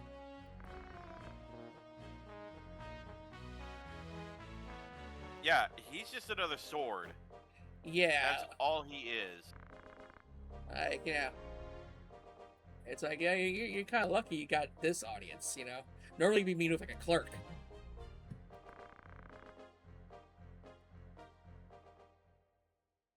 Also, why is the tablecloth cake? That fucking cloth. Tablecloth. I swear, like, I eyes, still say this game holds up for a lot of things, but some of the sprites in this are just, like, bad. Oh, Umbra, why are you freaking out, hon? So this is just also a nice tune as well. Oh, but yeah, that's definitely good sprites. Oh, I remember seeing, like, someone was making, like, dioramas. And, like, made one look just like this. Yeah. Yes. Like, this shot, it's only used for this scene alone, but it is gorgeous, and I love this outlook. Yeah, like, I could probably just hang out here, you know? Like, this is, like, their more, like, social grass. garden. Yeah.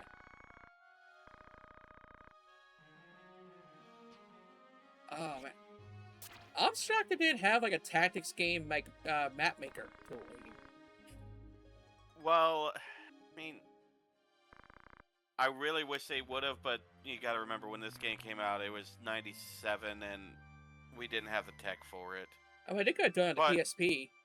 Oh, definitely on the PSP, especially on the Vita. My freaking shock was that Mega Man Powered Up had a character creator, which worked just like the Mario Maker, but on PSP technology. Not Wii U, a couple generations back. And even all the way up until they shut it down, like, I don't know, 2020, people were still making maps on that thing. Freaking download them. Oh, it was so neat. Never underestimate the hardcore fans. They will keep a game alive as long as they physically can. It's crazy because there's always going to be someone on a server somewhere, usually. Like, I'm like, who's playing the multiplayer mode of Mass Effect 3 on the Nintendo Wii U? And there's still 2 buddies to this day playing that shit, Yep. It's kind of like the original Warcraft 3 map editor. There are people right up until the very end before, we got merged with Reforged, still making maps. I mean, hell, that's how we got Dota. Yeah. I mean, I remember the Dead Space 2 multiplayer versus mode.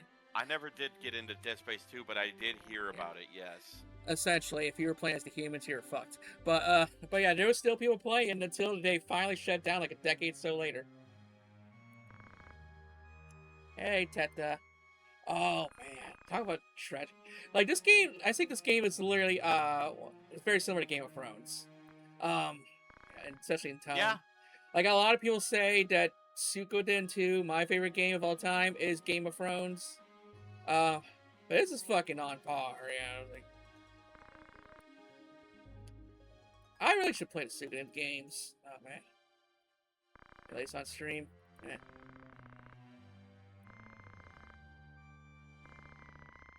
That'd be cool if I could have like you like shotgun with me on that. Wait, with what? If we streaming Suikoden 2. Are you joining me? I mean, is it on the PC? Oh, I mean, it's not multiplayer, but just if you okay. Yeah. I mean, but yeah, that'd be a cool thing to do sometime. Maybe one of these days. Yeah. But yeah, like, so I know we were talking over all these the quote unquote cutscenes because it's what we had back in the day. Yeah. Zalbag just gave Ramza the location of one of the head members of the Death Corps or the Corpse Brigade, and basically he's like, yeah, guarding a castle is so boring, isn't it? Basically, wink wink. And apparently Tetra is getting picked on at school because she's a lowborn going to a highborn school, and Alma is watching over her because those two are best friends. It's so weird back, especially in our childhoods, where like people just had to find just any reason to like just not like you or mock you or something. Fuck it, that's like still your the mom's same way fat. today. Like it's not like okay. Yeah, it's the same way today. Yeah. Although nowadays this feels more like politic driven or something. I mean, here's the thing: you're always going to be the villain in somebody's story. Crazy, right? Okay, so Tilly is on Egros Castle right now. So, different towns had different wares. So, like, the bigger cities and castles had more stuff in line with more melee classes, while the smaller towns had more magical wares.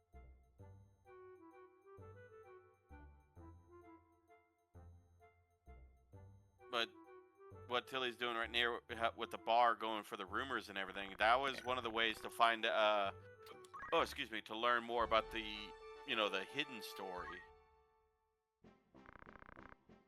Security always off the triumph over sympathy. That's the way a human psyche works. I can see that. I mean, I remember like there was this fucking console wars going on in my school.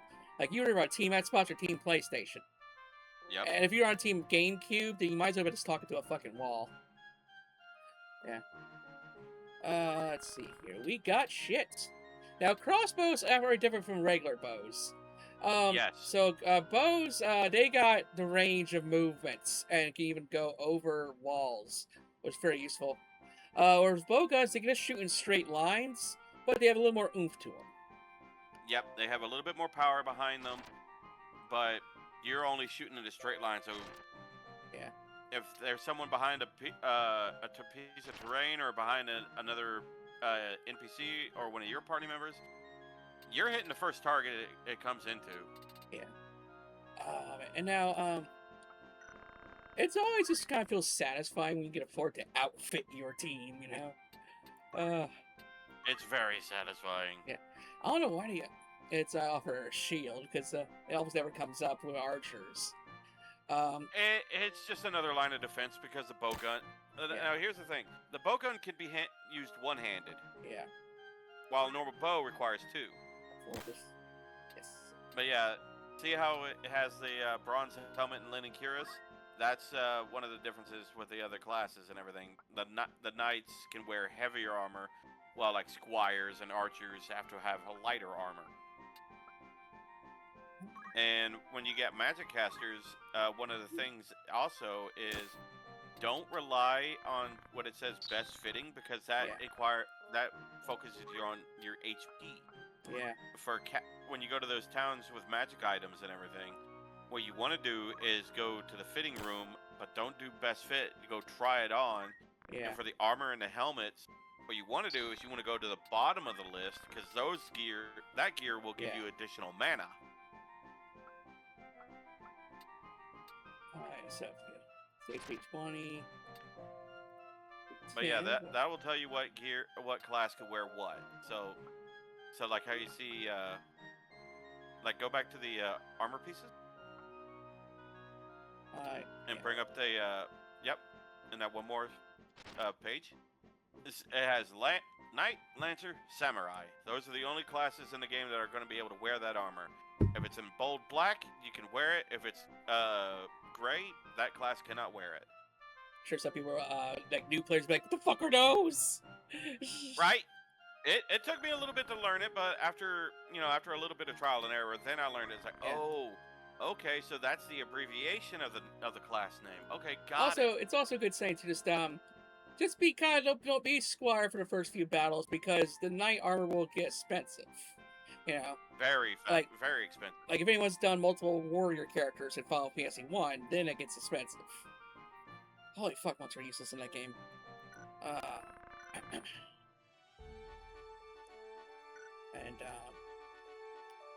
So now it's like you might be tempted to go straight for red. That's where plot happens. But now the green one is a battlefield, and every time you walk over, there's like a 50% chance you go straight to a fight. Yeah. It's a random encounter. Yep.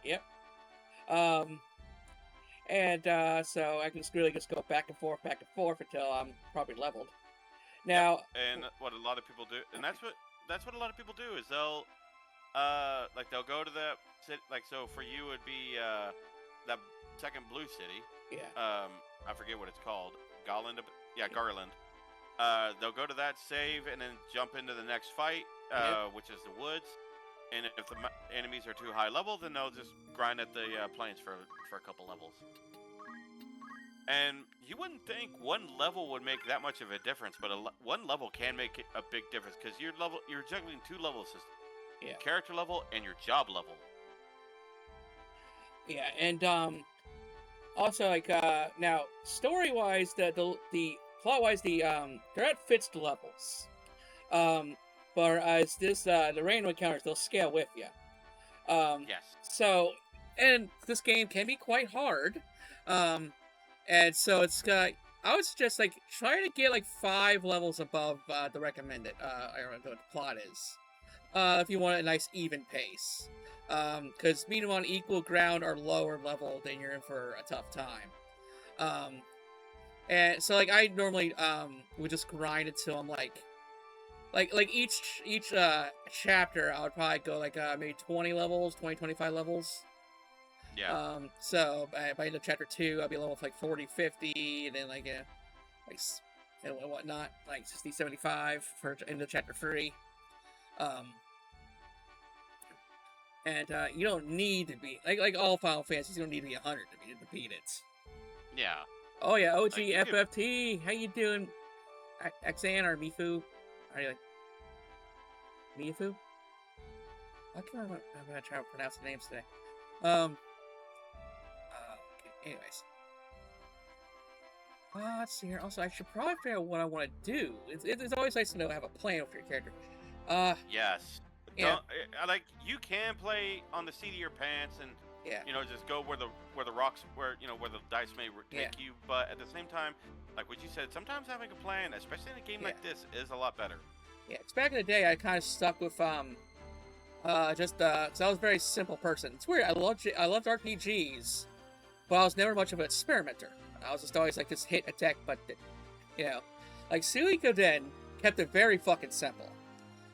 There was a lot of wasn't too much different like combinations and strategies you can do. Just hit hard and some elemental magic really. Like those some character kinds. As you like, and I accept all pronunciations. I am open. Aww.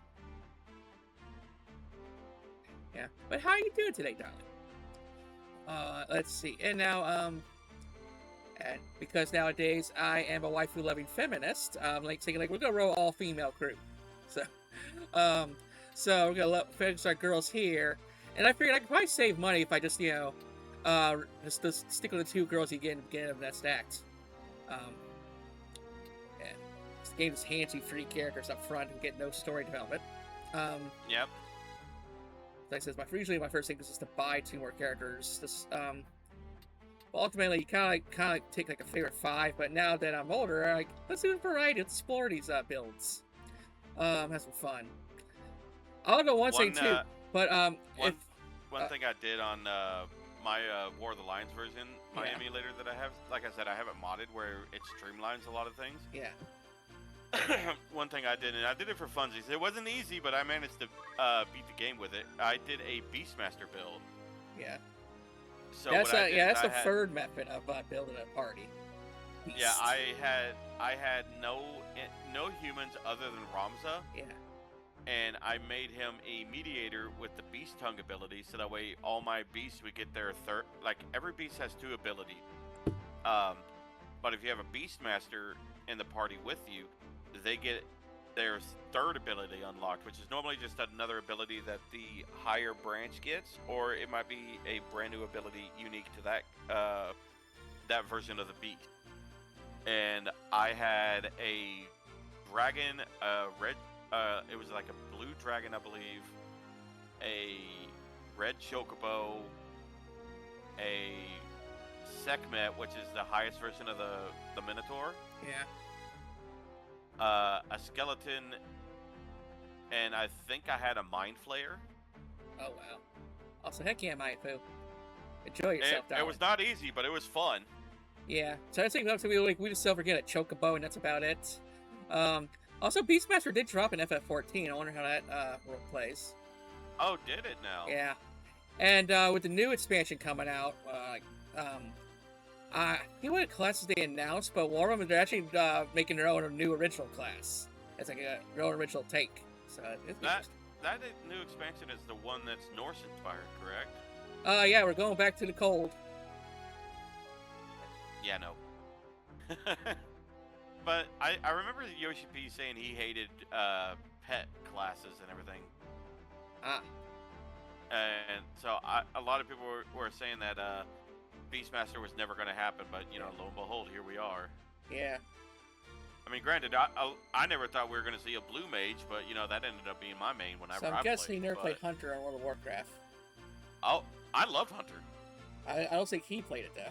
But he might have, but I don't know if he enjoyed it. Yeah. Which I also said too, like I'll play World of Warcraft, but someone's got to pay for my sub. Yeah, the problem is I finally walked away. Yeah. Now, when we're saying that you can fill up your party, you can get rid of people by going to remove units.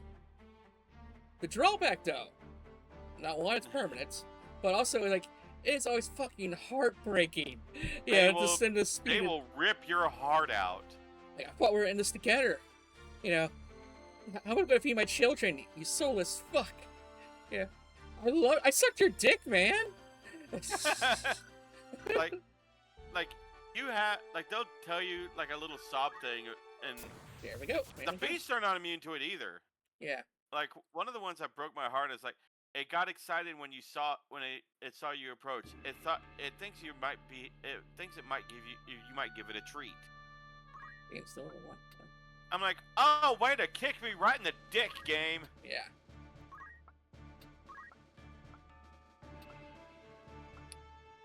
Yeah, let's test out Carl's new armor. Okay. Also, keep your casters ranged in the back line. Don't rush in with them. Yeah. So like one is like, okay, she's actually I can shoot faster now that I'm front line. Also, she does have crossbows, so she shoot right in the back of your comrade's head, which I've done by accident plenty of times. I've done plenty of times myself. They just stand there like, "Hata!" Oh, what the fuck? Thank goodness I'm protected by all this floofy hair, but that's just undoubtedly. I was about to say, if someone shot the bow gun into the back of your head, your hair, it's never reaching your skull. Your hair is stopping it. It's just, Though it might catch a forming slug though. It's just it would be kind of like a fucking pencil sharpener. Just get and just sawdust fall out of my hair. If I ever saw that happen to you, I'd be like, the fuck was that, Tilly? The dreaded chocobo. Now, chocobos are something to be feared in this game. Well, the normal one, the white or the normal yellow and the black ones are not so much to be feared. It's the red ones. Yes. Now, there's one map on this game where it's just nothing but colored chocobos. That is most dreaded level by many players of all time. There's another one that is a very, very close second. And Tilly, I'm about to hit you with some PTSD. What's that? 8 monks. Huh. I've seen it happen. Yeah. I'm like, okay, let's just not line up. Because I would spam that line fist or wave fist as well. Yep, wave fist. Yeah. Oh god, it was hard to do that fight. Yeah. But normally it's like, okay, range, get him. Now, see, one reason I would spam this is because, like, really it's kind of like all you fight is, goblin, the goblins, the lion, and maybe a chocobo, which could heal. Nothing Every really else spawns here. Every now and again, you'll get some human. Yeah. But and there's a really rare encounter where if you're in Act 2 and above, you'll actually get a Dragoon guest. Huh. Yeah, it's a really rare chance for it to happen on this map, but there is a chance where if you're in I think in Act 2, you'll get a random encounter where you'll get a Dragoon as a guest. I've never gotten it, but same. I know it exists. What's saying is I also check out their movement range, so it's like, okay, next round that fucker's getting to one of us. Yep, the Chocobo has probably one of the biggest movement range, if not the biggest movement range of the entire game. How far can I shoot? So I might be able to hit if I go here. You have a range of 4. So 1, 2, 3. Okay, so I'll take the shot because he's going to peck me next turn anyway. Nice. Good job, girl. But yeah, that next time it goes up to her, we could actually kind of explain the range with the bow gun. Yeah. Now the gimmick of knights is that they can just break shit, you know. Like, you keep hitting me that sword, let's get rid of that thing. Oh, that's tough armor, bike armor. Like, your magic's kind of potent, let's like knock that down a bit. So I never used that shit, because like I said, I was just an attacker. Like, this is lower than HP. I didn't use it either growing up, but now that I'm older, I'm like, Knight is probably one of the most busted classes because of that. It's like, you're gonna fucking hit, you have like over 200 armor? Well, let's break that armor and knock your HP down about 100 points. Yeah. Because like I said, gear is very important in this game. Like, your chest piece, your armor, your headpiece, your gloves, your boots, your chest and your headpiece are going to give you additional HP or additional mana, depending on if you get the casting gear. And you could be rocking in with a group of 4 knights and everything, and have one shit kicker knight on the enemy team, and he could run around and try to break all your armor, and then bam, not only is your HP drop, now you got to spend more gil to get more armor. Or God forbid you go against a thief who steals your armor or your weapon. Yeah. And you won't get it back when you kill him. Now this Chocobo kind of fucked himself because he gets lured right into my trap.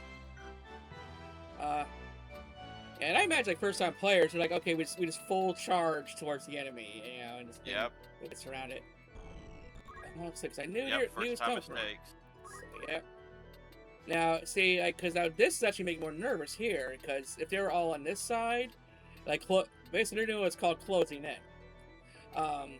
And so essentially, like you might want to like lure them to like a corner or something, and like wall up, and that way when one gets within range, you get 2 or 3 to pounce on them at a time.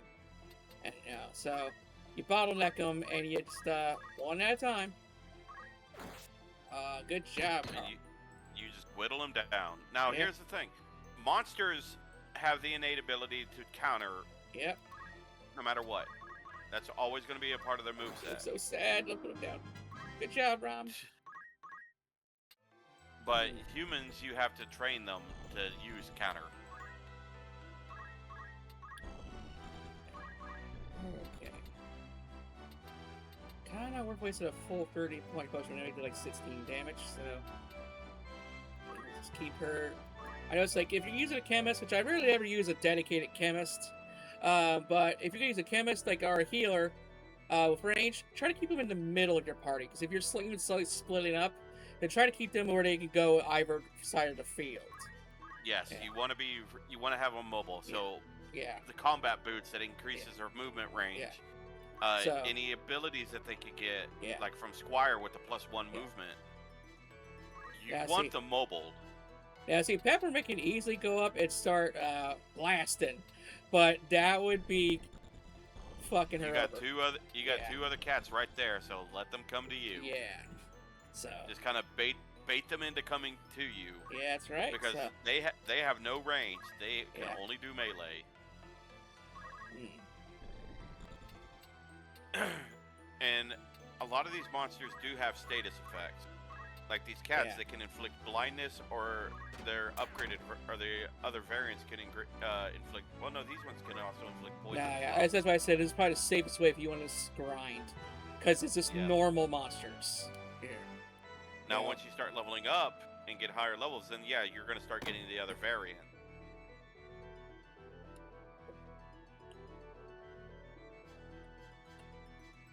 Yeah, probably one simple thing too. See, now they're dominating my strategy. See, now Yeah, they're basically they're trying to bait you into Yeah. coming to them now. Yeah, because they're used to the terrain stuff, so if I walk in there, then chomp, and then that third one can just come up behind it and finish it off. Yeah, and then Peppermint's cat food. Yeah. Okay. See, now she's down to like half health, so I can probably spin a potion. Just huck it to it.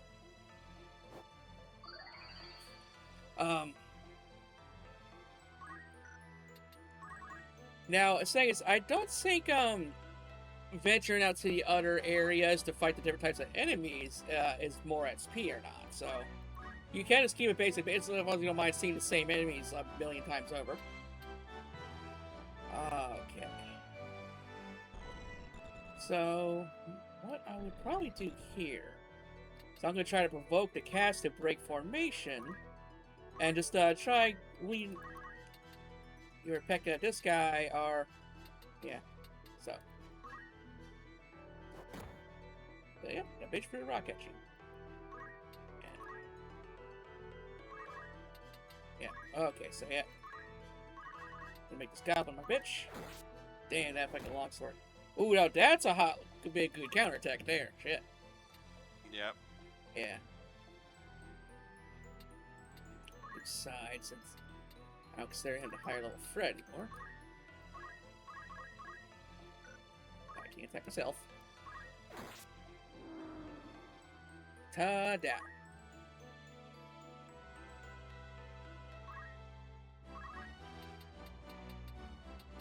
Okay.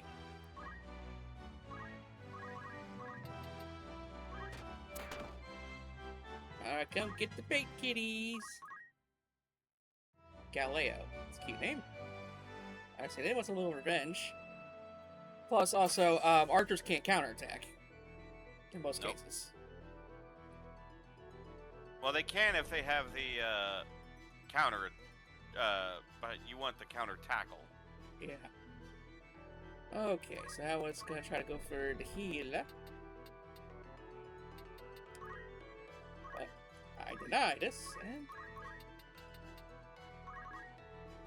jump push in. Also, the game won't tell you, but a lot of the enemies, especially the monsters, they have elemental weaknesses.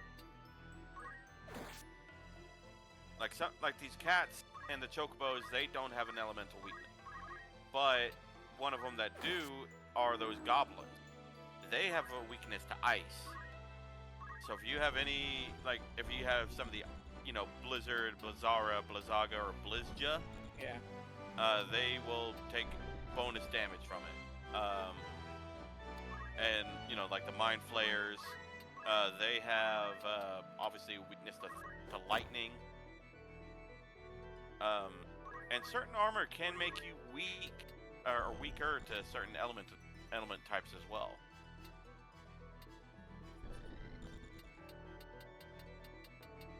okay. But yeah, like the creators of this game, they have thought of a lot of different things for this. But also, don't get mad if like what it said, her bowgun would have done 9 damage. Don't get mad if you end up doing like less damage than what the game predicts. Yeah. Sometimes you might do more, might do less.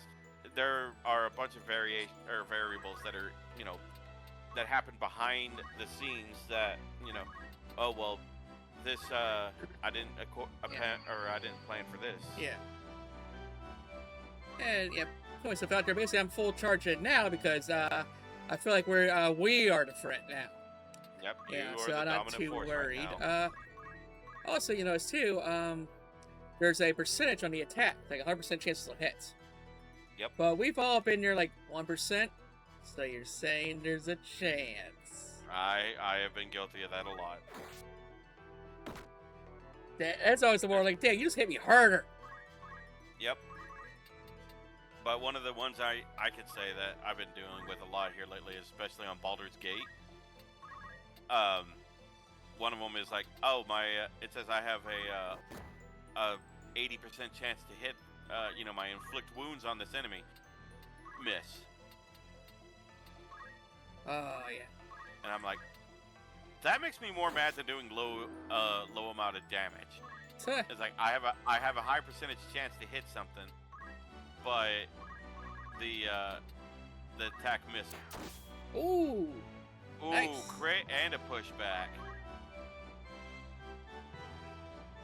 Now, if it was in like bleeding out status, then oh, you got lucky. Yeah, 2 hit points left. Then it'll probably be trying to run away, and it's like, well, let's just beat the shit out of each other for more XP. It's just. Yep. But bleeding out, there is no bleed mechanic, but there is critical health. So like, yeah. With Peppermint here, how she's kneeling, she's in critical health. Yeah. Like every avatar, every creature and monster has a critical Revenge kill. critical health pose. Yeah, see, I opted out the healer because like we got the battle once, not waste a potion because you get healed after every battle. That would be some shit too if our wounds transferred over. Like, oh yeah, no, that would be some bullshit. Bonus money as opposed to regular money? I mean, money's money. Okay, now I guess let's talk about the different classes and jobs and stuff. Did you have a favorite class? Ooh, actually, let me bust up the chart. I was about to say, bust out the class listing if need be, because there's a lot of them. Yeah.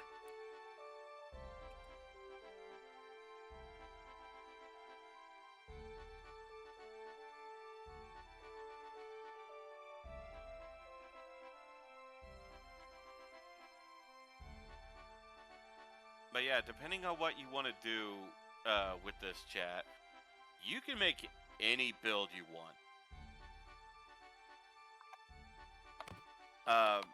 And the cool thing is you can actually make it more like obviously Ramza's the main character of the story, but you can make it Ramza more more of a carbon copy of you, because you can actually give Ramza your actual birthday.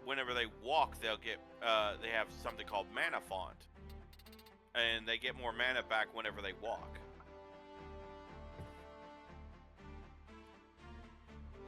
But I also know that I think it's the Time Mage. It's either the Time Mage or a Summoner.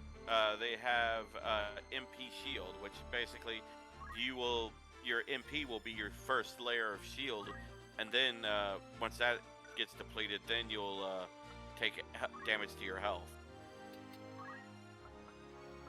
Yeah, the earliest one you're going to get is 200 JP, so you got a little bit more to do. And I look at the secondary abilities here. But yeah, auto potion like says useful maintenance. That was for me to break techniques. Yeah, they can't be broken or stolen. But for items good if you like that range healing, would come in clutch some pretty good story battles for sure. Yep. So if you want to throw more health potions, but don't want to be a a chemist, grab that. You'll be able to throw potions, Phoenix Downs, and whatnot, and you won't have to be a chemist to do it. And if you want to be a mage and wield that heavy steel, then you can level up the Knight's ability. So they are kind of expensive. Knights and Summoners, in my opinion, are probably the most expensive classes, jump point-wise. Make sure to see it. Okay. Quick crossbow. Not sure why you'd ever want that. No +1's pretty decent, but very situational on the map. It really depends if you're going to be using, especially on a lot of maps with a lot of elevation. But honestly, more often than not, you're not going to be jumping in a lot of builds. Like the Dragoon, they can have an ability called Ignore Height, and they can just walk from one spot to the next and not take any pin, and from one really high elevation to another extreme. Let's see here. So I guess Peppermint will be my squire for now. Let's see here. Santa's rolling this archer, but I try to turn her back just so I can get that JP up. I was about to say she has 200 points a night. She could get a break ability. True. I would take that over a charge, but you gotta stick with it if you pick an archer. But let's go ahead and give him back squire just so I get JP learned that for now. Get JP up? Yeah. Nothing wrong with that. Let's see here. And then this is... She got her priest and wizard class. Nice. So yeah, definitely get cure and protects up there too. Honestly, if you ever get it, wall is shell and protect in one spell. Yeah. Generator, see regen with attack. That's pretty cool. Yep. As soon as you get hit, you automatically get regenerate. And get all the way to elemental force. Poison frog. I forgot they called it bolt in this game. Counter magic attack up.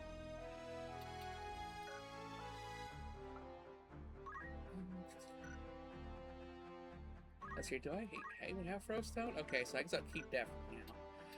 Well, she can. She should probably get Phoenix down because now she can. Yeah, I'm gonna get that. That's why she did have it, but that was good.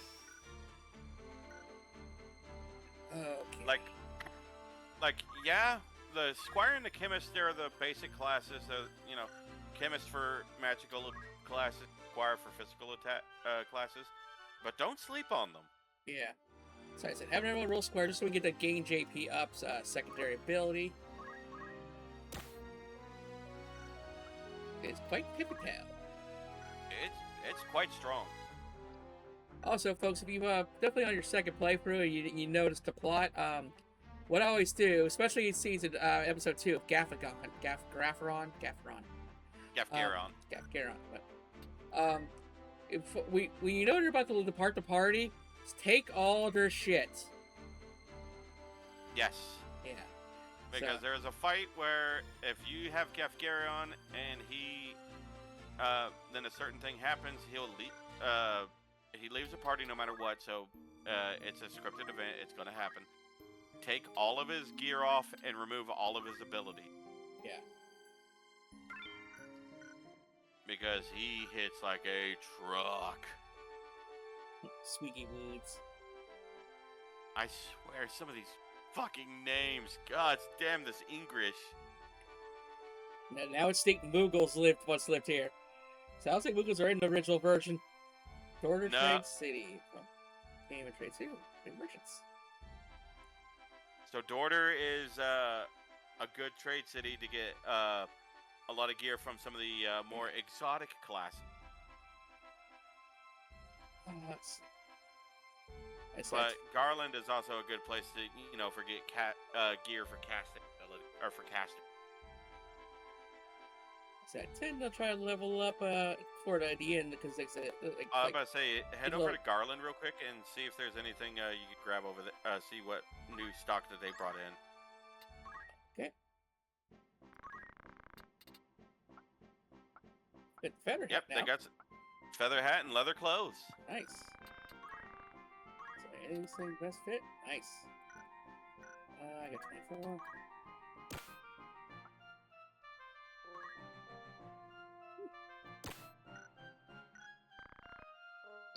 Okay. Now, I'm about to say, and one thing you need to do as well, whenever you do the fitting and everything, sell the gear that you no longer need. Yeah.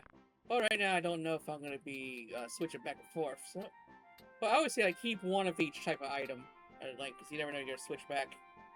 Yeah. Yeah, I still need all these other hats. Yeah.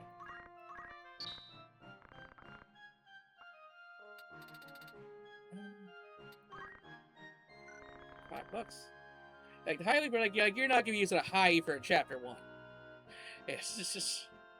Yeah, no, like I said, the elixir, the high ether. That's potion, ether, really? X potion. No, just sell all those. Get like you can't even learn to use those abilities right away. Anyway, like goddamn. Like that's not coming until late act 1, maybe. I mean, that's being generous.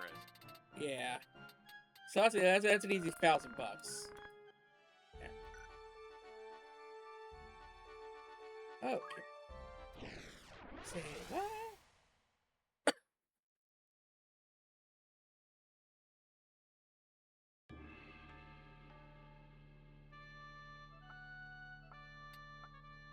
That fucking bagpipes. Alright. I do love this battle prep music, though. It's really good stuff. Behind my line of bitches. Sisters of Battle, let's go! Just don't call them bolter bitches. Yeah. Back to the class rundown. Let's see here. Yeah, Fiona, they're good for backstabbing with the daggers. But, mostly they're for stealing shit and maneuverability. Mystic. They are really maneuverable little bastards. I never really used Mystic and Oracle. But they're like status, like debuff magic. Yep, they're very good, but you gotta. You okay? Yeah. But it's that's one of those classes you want to use if you want to play the debuff game, which can be strong. Yeah. But your chances of you're not doing a whole lot of damage. You're just debuffed, and that's their whole shtick is debuff. Yeah. So that goblin right there, that's one of the variations. That's the first variation of the goblin class.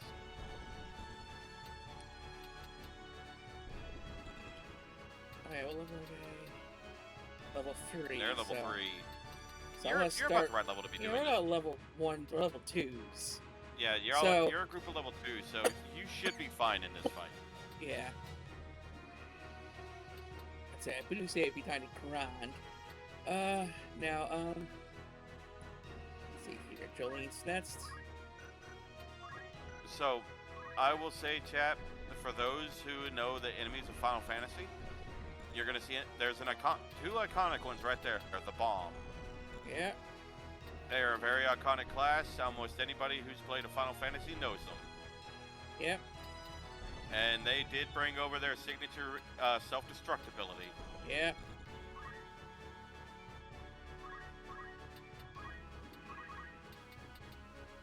And I'll throw the first out, literally. gotta try and stick to one side. Oh, I can get a stab in. Let's do that. Here I go, a stabbing again. I'll fucking do it. I'll fucking do it again.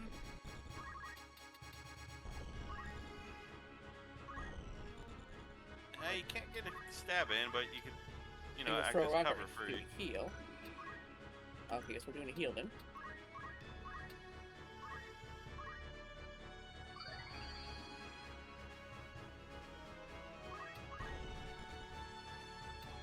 Okay.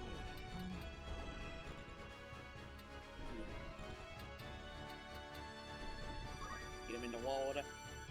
Yep, in the water. So I can throw more rocks. Yeet. That's a heavy rock. That is a pretty chunky rock there. Yeah, actually a nasty swamp rock too. Get some Nurgle juice on it. Okay, but then next class, Time Mage, which still has outfits, but that haste is no joke. Haste, oh, I forgot they could spin punch. Yeah, yeah, goblins have spin punch. Yeah, especially the blue variants. The red ones could do it, but they don't do it as much. They really only do it whenever they can hit 2 targets at once. But Time Mage, probably one of the more sillier outfits, but their ability is like haste, slow, stop, meteor. It's not a joke or it's not a class to lose to take lightly. It can and will fuck you up. Alright, thanks, Delita. You're not just a brute. Let's see here. Then let's see here. Or Mediator or Orator. Yep, Order. It's like that also a dumb outfit, but and a third job I never used because it's still like buffs and debuffs. But I knew they were useful, especially like the you know, but just persuading people to like join your side or turn them into a fucking chicken by like just like, you know, manipulating their fears. It's basically just talking shit. Or putting them to sleep, or hell, if you're good, you can actually convince them to give you money. Yeah. It's also one of the only jobs where you get to use a gun. Yes, them and Chemists are the only classes in this game where you can actually get a gun, and you're not getting that until Act 2. Yeah. And that's late Act 2 when you're getting it.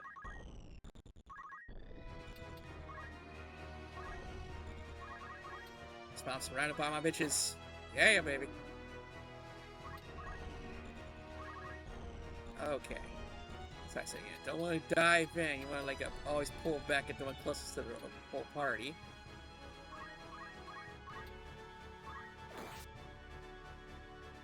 It's always satisfying when they don't attack back. You're right.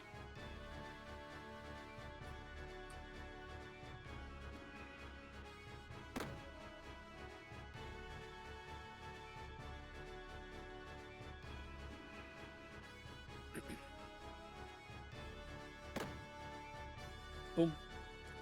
Let's see here. Then I always like Geomancer because they're practically naked.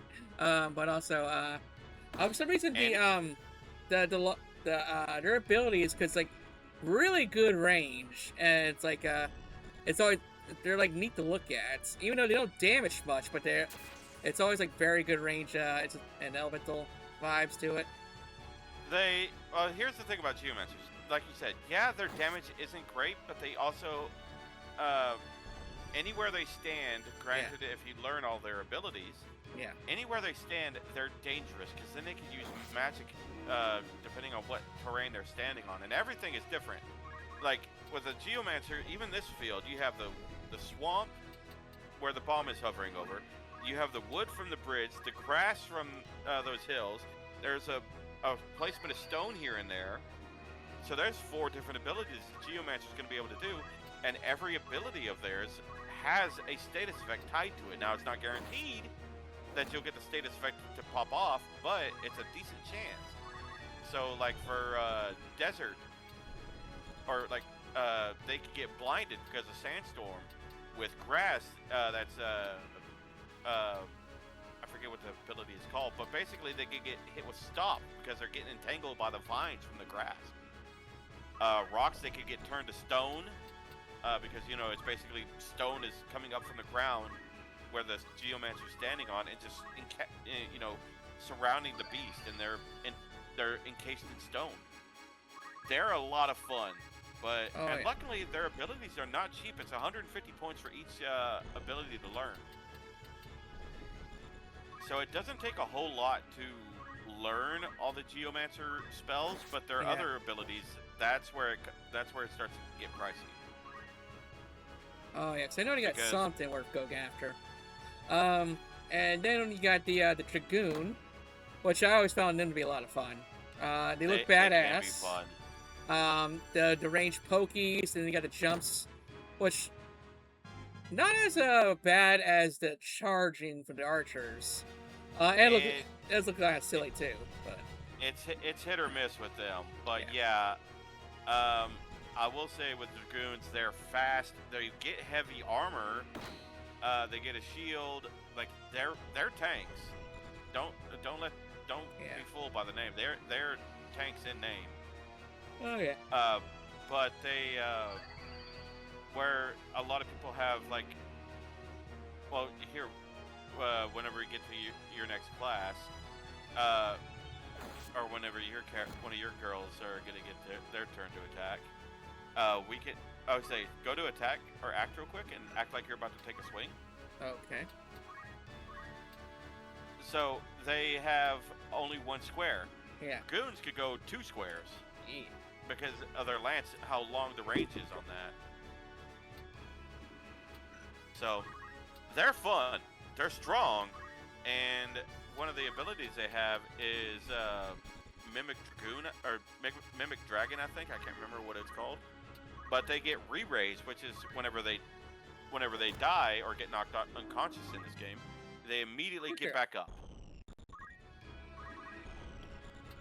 Also, the way that Bomb Sprite, the Ember was floating over her head just looked kind of funny to me, but it was actually kind of cute too. How dare you bite back? Rude. He just wanted a little bit of a nibble. Fuck, Eric's here about to die. I'll go to Belita because he's been doing the healing. I'll take your place and stab back. Nice. But yeah, bombs are dangerous because if they're at low health, what they'll do is they'll fly or kind of hover over to where they can get the most amount of bodies.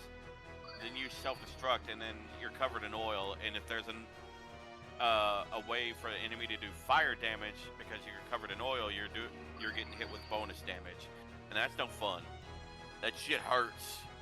You know, August kind of reminds me of Perturabo, minus the competency. Wait, who does? August. Yeah. Now that spoiled man-child. Now that you said it, I can't unsee it. Thanks, Tilly. Why would you thank me? The thanks was sarcastic. Yeah. You absolute gremlin.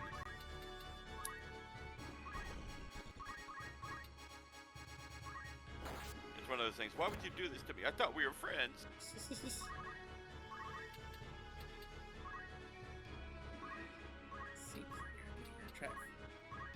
Heal with the stone, or heal. Oh, so now he's gonna want to You cucked me. Now he's gonna knock out Jolene.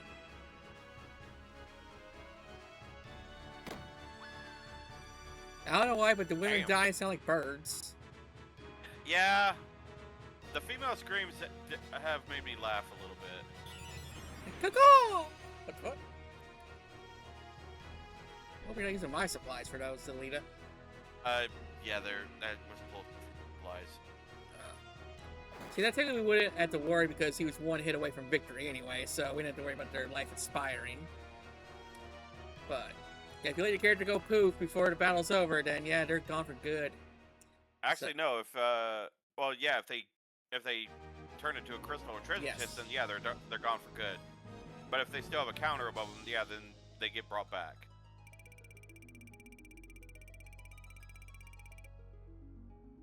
Oh, I thought you were about to get like 8,000 gil. I'm like, 8K right up in Act 1? Damn, game, you generous. I was like, I was lucky to break 2 at the end of Act 1, you selfish bitch. And then there's the summoner job, which is one of my favorites, just because seeing all the different summon monsters is so cool, especially back in the PS1 days. Oh, it was something else. It was something else.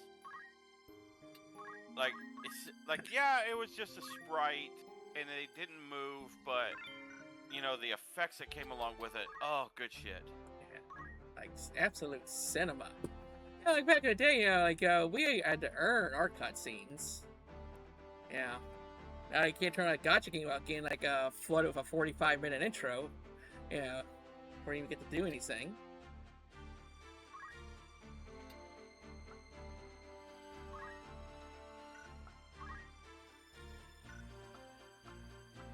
Should probably turn you back to canvas as well. Squire. Girl.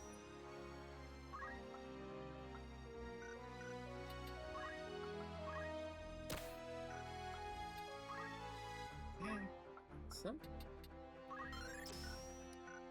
Also, equip. Yeah, ads is kind of like have like a bad accuracy, so it's like not sure why you never want to use that on purpose. Monster skill though. Try friendly monster room. Yeah, it's basically the beast tongue ability. So if you had a friendly monster within 3 spaces, they get their hidden ability that they can.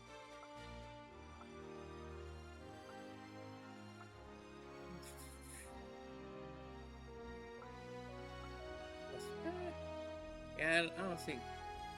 Oh, he's delete enough to get him accumulate. So we're just going to counterattack on move +1 or move +1. Yeah, I can move +1. So you can put in more work. And now this is August.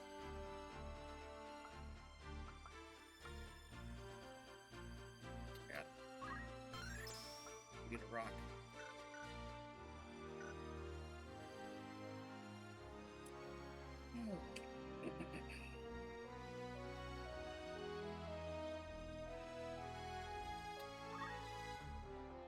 Oh, that's right, I can't change yet. I'll probably be getting an archer without a bow before I let me go.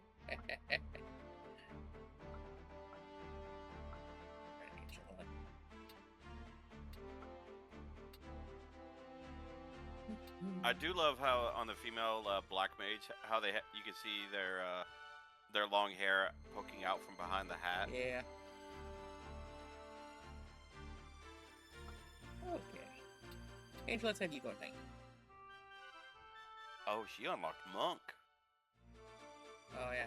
I always thought the leotard was sexy. Hi, Moombina. Thanks for redeem. Rah! Rah! How are you, Moombina?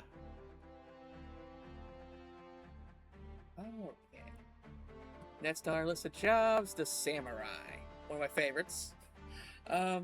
It's like it's hard hitting. Yeah, that was a hard hitting. I also thought the male samurai look was also really cool, and I just like that that wave sword ability, where they hold a different type of weapon and it does like a cool different area of effect attack. Yeah, it could either heal, damage, inflict status effects, always or remove status effects. It really depended on what you used for the draw ability. So with samurai, if you got a samurai, you always want to have extras of their blades, because if you use their ability, the weapon abilities, there is a chance that the sword will actually break. Yeah. Well, it was kind of like a fun roll of the dice. Yeah, and they could they had an ability called double hand, where they hold weapons with the weapons with 2 hands, and they do a lot more damage. It was Okay, actually what's scary. this I've seen people take knights and give them the double hand ability, Yeah. and they drop their shield so they don't get to block, but they're holding those knight swords in two hands, and they're hitting a lot harder, and it's kind of scary what they can do. Probably still need to make Neil go because I'm never gonna use him. Won't do too many on the team. Yeah. Okay.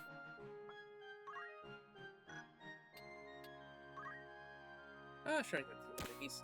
We like the leader. No, fuck yeah. Well, you're in the negatives now, hon. I'll put one back. No.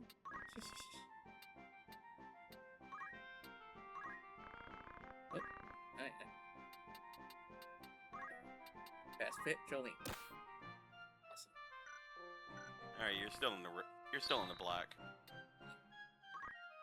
Sorry, Jolene, you're just a guest up. Okay. Time to grind. Boosh. I always love that scene transition. Everybody just happens when you're on your way to the kitchen. Just sorry, I got sucked into the grind. Sorry, the warp pulled me in. Now, the cool thing about these random fights is you have one or two starting positions. Yeah.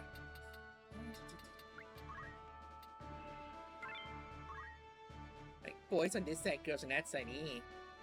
Now, Ninja. You gotta keep them separated because the girls have cootie. Yeah. Yeah, Samurai Ninja is pretty hard. Like I said, that's like go forwards. Like everything needs to be like 3 different. You gotta put work into 3 different jobs. Yeah. But you may have to put work in other ones as well. But ninjas are also a lot of fun as well because they're the fastest and they have a lot of range.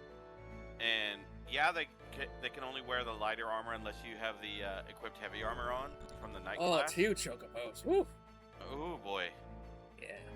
So they move fast, they hit hard, but also they can heal. It's an effect heal too.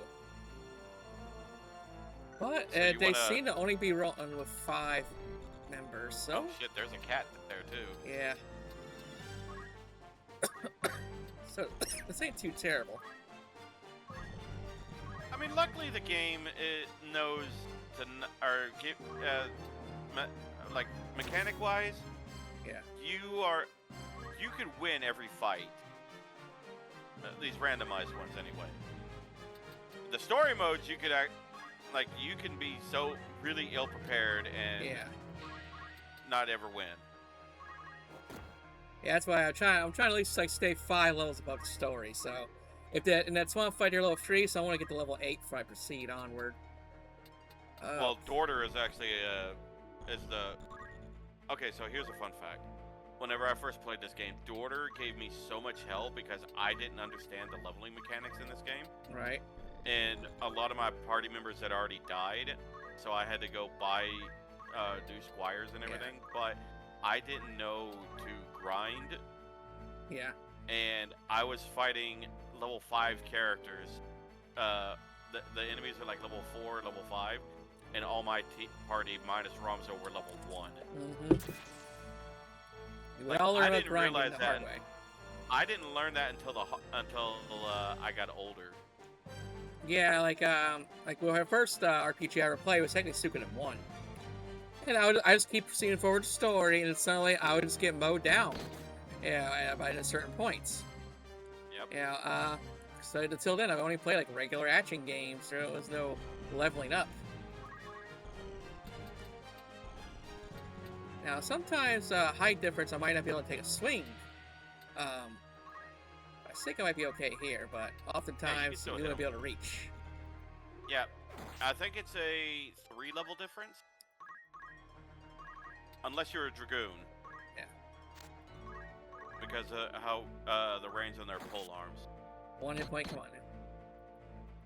And it's the numbers are like, just give it to me. Come on, man. I hate stabbing that sad face in the face. I know.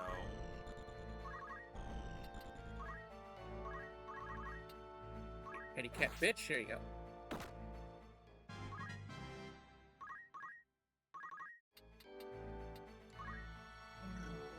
Which I've got. Maybe. Let's be played safe and. So it's cheaper to waste a potion than fucking Phoenix down. Yep.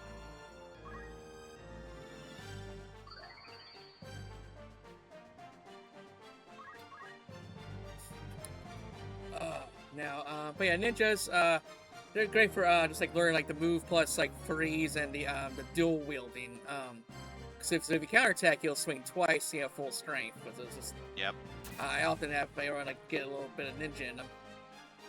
My like build.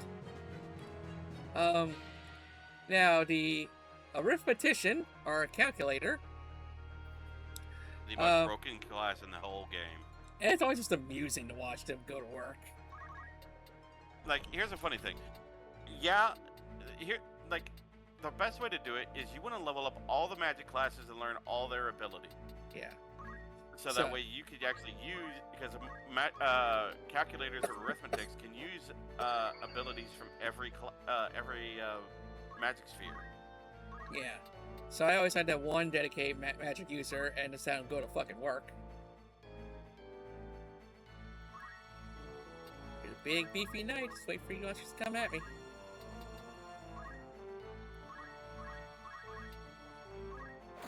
Nice.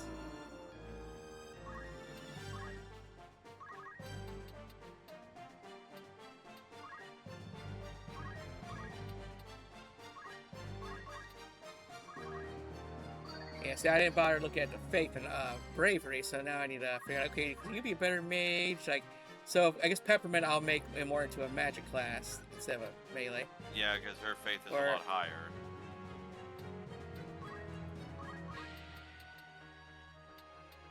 Someone needs some healing. Oh, okay. Alright, take it.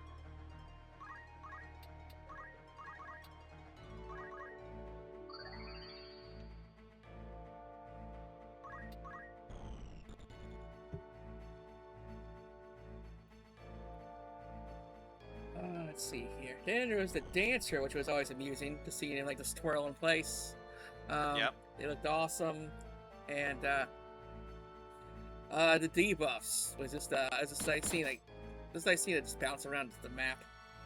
The bard was they'd hit every enemy, no matter where they were. Every enemy would get hit with a debuff for a low amount of damage, and the funny thing is, it would happen randomly. Their attacks. Yep. So she's, well, I guess I could probably go melee if I wanted to with Jolene. Well, with Jolene, she's a mix. She can be good as a healer, or a caster, or a melee character. Yeah. Whereas, now, when you get these... Say Faith, I guess I can go either way as well, because they're both kind of low. Yeah, they're both pretty low with her. And in Peppermint, she's clearly more made for maging. Yep, she's a caster. Yeah. But I've seen people NPCs with like their faith in the 30s and their bravery in the 80s. I'm like, oh yeah, you're a melee character. It's okay, awesome. Well, chill about Carlson. So I'd say if it's like kind of like a 5-point difference, then either or. Yeah. But once it starts getting, the 10-point difference, then you're leaning toward one build in particular. So Jolene and Angelica can be either or, but Peppermint looks like you're made for the staff. So we'll get that sword out of your hand. That's the chance I get.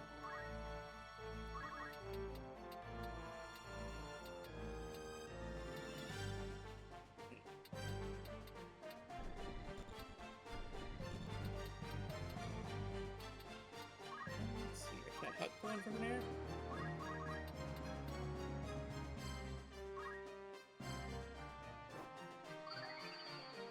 Or kill the Choco, let's just have a fair, honorable battle.